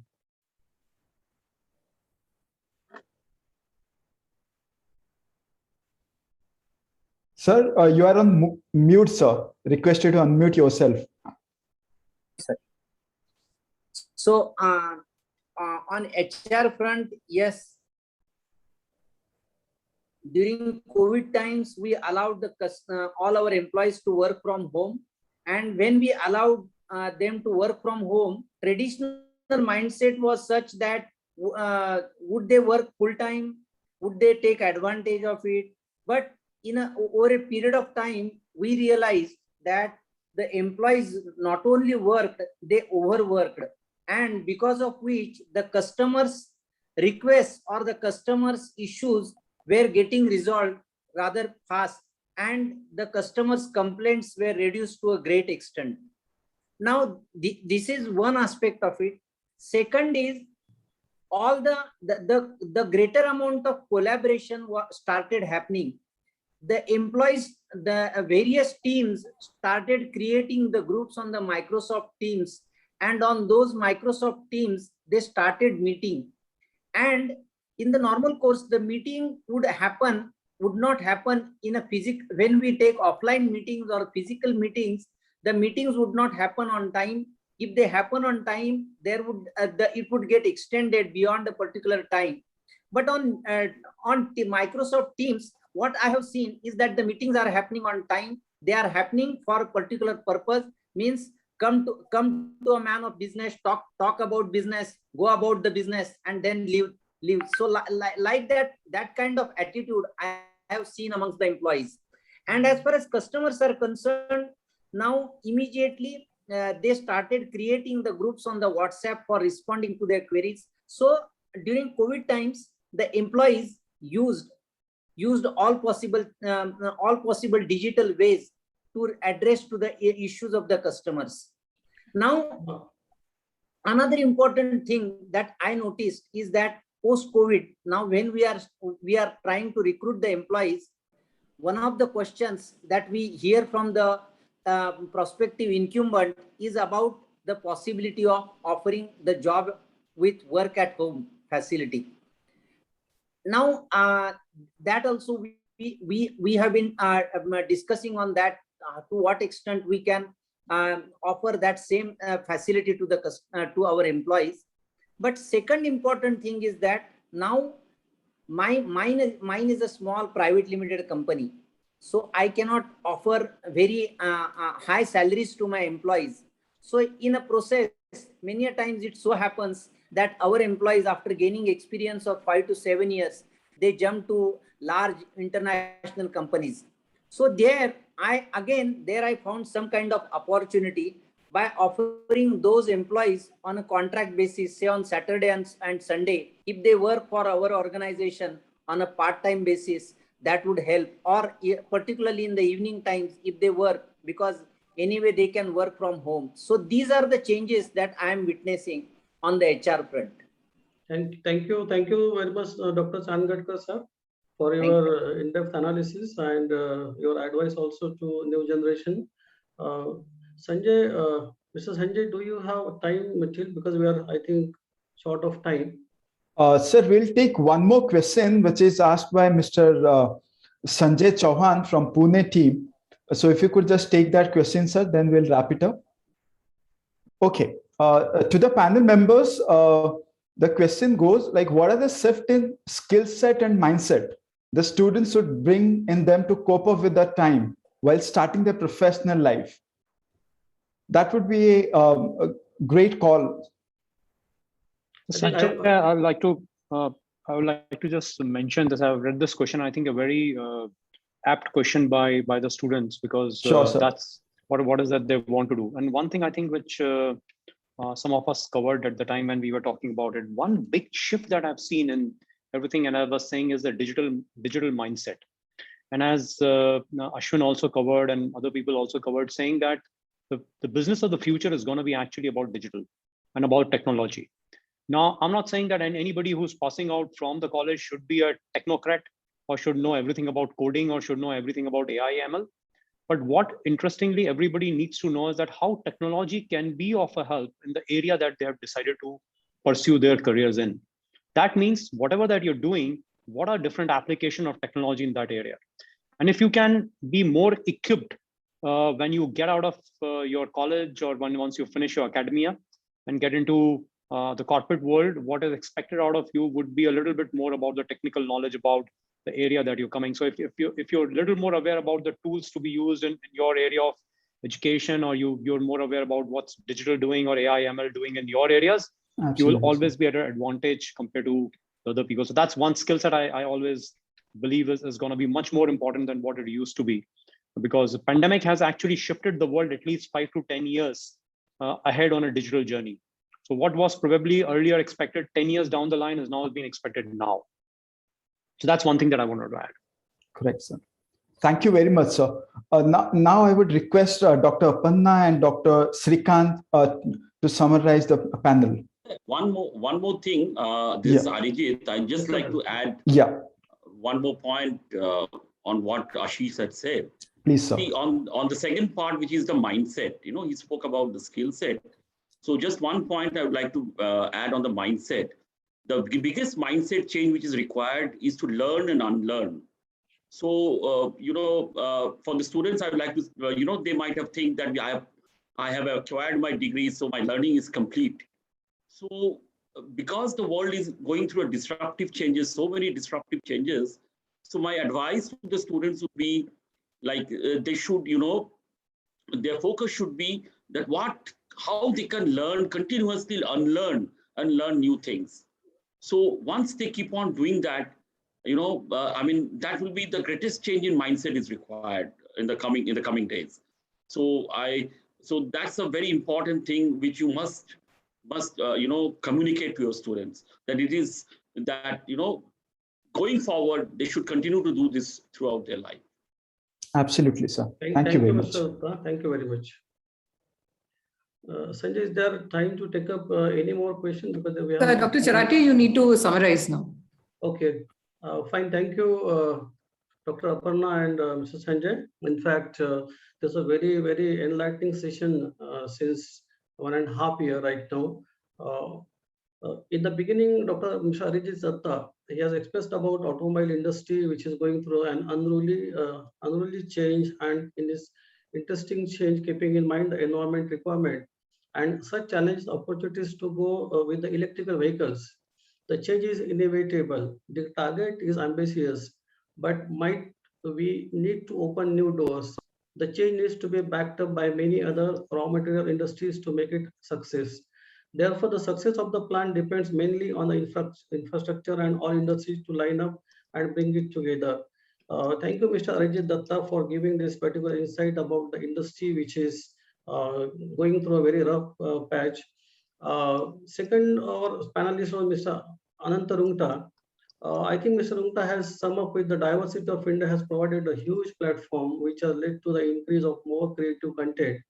For focusing on hybrid model with maintaining a balance with the new normal and technology is the key. I agree that in the times spreading awareness on the technology among the team members and the people that need to implement the same is extremely important. Thank you very much, Mr. Rungta, for giving this insight to all the participants and to all of us. Mr. Mulchandani, who left at about 3:15 from here, but he has given a very insightful idea about how the shipping sector is going on, because shipping sector has never faced kind of normal or new normal. They were working since coming to in essential services, but this sector is very, very much unknown sector to most of the budding engineers. The potential in this industry is immense and seems to be on its increasing curve with ever increasing demand. And adopting and evolving is the key for this industry. Therefore, opening to new ideas and innovation is the most important part.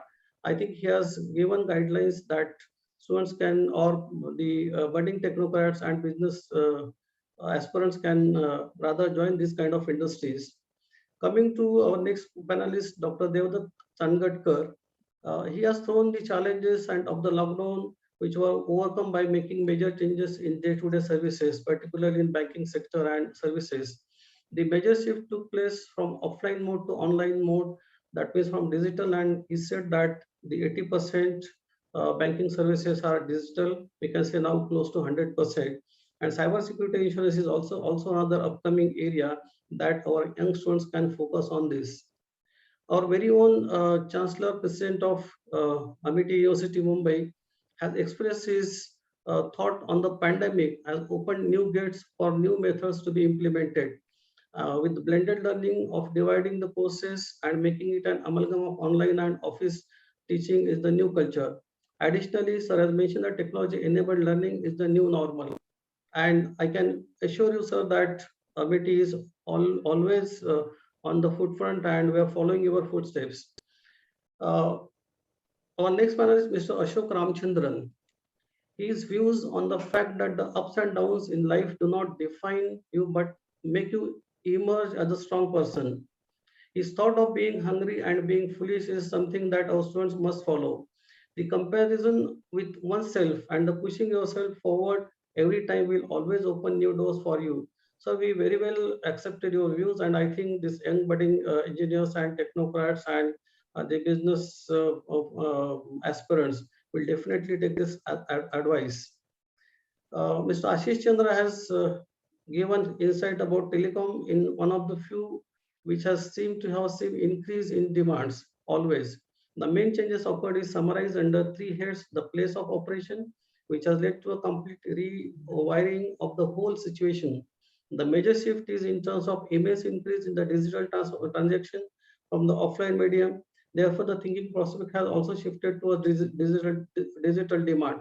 Thank you very much, Mr. Ashwin, because you have given very much insightful, thoughtful information on these particular aspects. Mr. Ashwin Badri has given some major ideas about how the youth has to perform in the pandemic, and how one has to excel in their life. So thank you very much, all the panelists. It's been wonderful with all of you and your thoughts. I think everybody will grab this opportunity and kind of a motivation to all of us. Thank you very much. Sir, I would request Dr. Esteemed Chauhanji, our Chancellor and President AUM, to kindly say a few words to the students, which they could take away, and also a few words upon how the world is running post the pandemic and the new normal, sir. Well, I mean, at the outset, General Sharma, I really want to thank our guests for the day. Mr. Ashish Chandra from Airtel, absolutely wonderful advice. By chance, Shri Sunil Bharati Mittalji is also an alumni in a way. He has an honorary doctorate from Amity University. We keep meeting him often, and wonderful advice that you could give, Ashish, to our students. Mr. Ashok Ramachandran from Schindler, Ashwin Badri from Equinox, Sushil Mulchandani ji from JM Bakshi, Devdutt Gadkar ji from Saraswat, Anant Rungta ji from Famous Studios, and Arijit Datta ji from Minda. Absolutely wonderful session. Honestly, I had a conflicting meeting, but I cancelled it because I was enjoying this session so much. And there was so much learning from each one of our speakers who spoke from the heart and really were able to give great advice to our students. So my only advice to my students is listen and introspect carefully about what has been told to you today. The advice given to you is absolutely spot on. We cannot teach you from books this knowledge which the top leaders from the corporate world have been able to share with you. And what they're saying is a formula for success. If you are able to imbibe some of these things that they've spoken about around innovation and adaptation and having the right mindset and resilience and grit and thinking about your industry and finding your passion, finding something you enjoy doing, all of these things are really the formula for success, what we have been teaching you at Amity also. I'm so grateful to our speakers. To my students, you are standing at a point in time which is so unique. For a variety of reasons, to be young at this particular point in time and to be in India a country which is going to see tremendous economic growth over the next few years, if you are able to chart your path correctly, the opportunities that will be presented to you will be much greater than almost at any time in history anywhere in the world. So we are lucky that we have such a large group of talented youth who are going to take the country forward. Imbibe in yourself these qualities, find these opportunities. We at Amity sometimes say, and our founder sometimes says this, that COVID, everyone thinks of as a negative thing, but we have coined a term, COVID, converting opportunities via innovation and determination. So look at the opportunities around you. There are so many things to do. The startup ecosystem in India is so tremendous, at the moment. Any idea that you can think of that you feel you can give your blood and sweat to, that you are passionate about, we'll find takers if you think through it correctly. We're here to help and guide you. The corporate world is so vibrant. You have heard about some of the qualities that the top leaders are looking for. I think at Amity, we are imbibing you all with these qualities, not only with the bookish knowledge, but with behavioral science, how to work in teams, how to think out of the box, how to work with other people. I think these are all skills and qualities that please imbibe in yourself. All Amitians are going to be success stories. We feel so passionate about you. We believe in you, and we know that you, in the future, many of you will be in similar positions to the very esteemed, very senior colleagues that you have heard from today. Many of them may become your mentors over the years. So to all of our guests, many grateful thanks to you, General Sharma and Dr. Charhate and Dr. Aparna Khanna. Congratulations, very well done. I was concerned initially that a top scientist and a top engineer leading a CEO roundtable, will they be able to ask the right business questions? But you have outdone most business school professors, and you have both done an excellent job. I appreciated your questions. And to my students and coordinators and faculty members, thank you for organizing this for our students. These are the kind of sessions that have always set Amity apart, and we look forward to many more in the future. With these few words, thank you so much.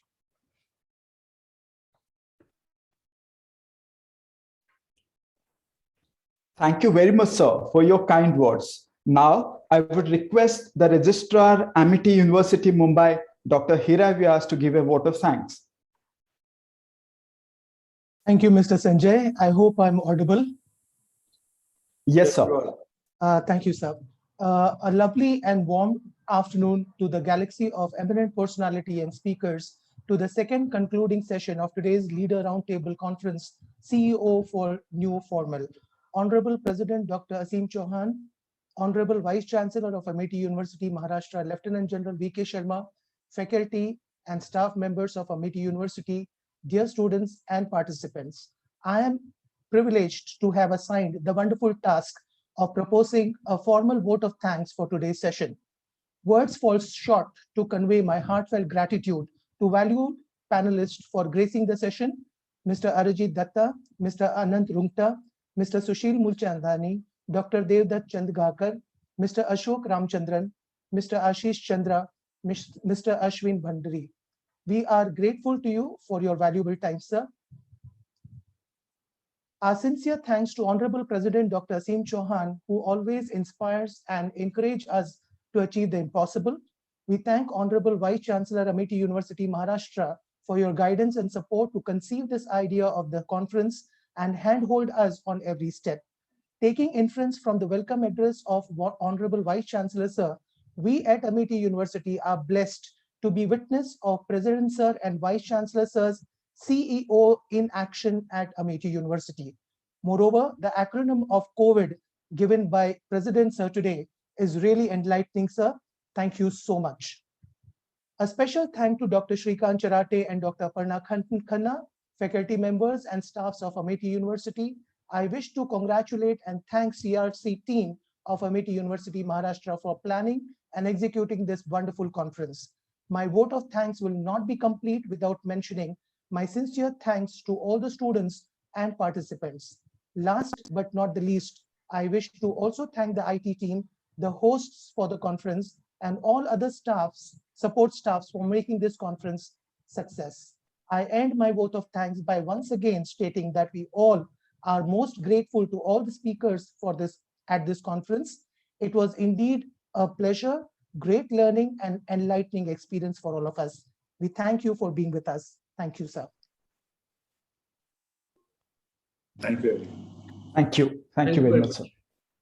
Thank you, sir. Thank you, Ashwin, sir. Thank you so much.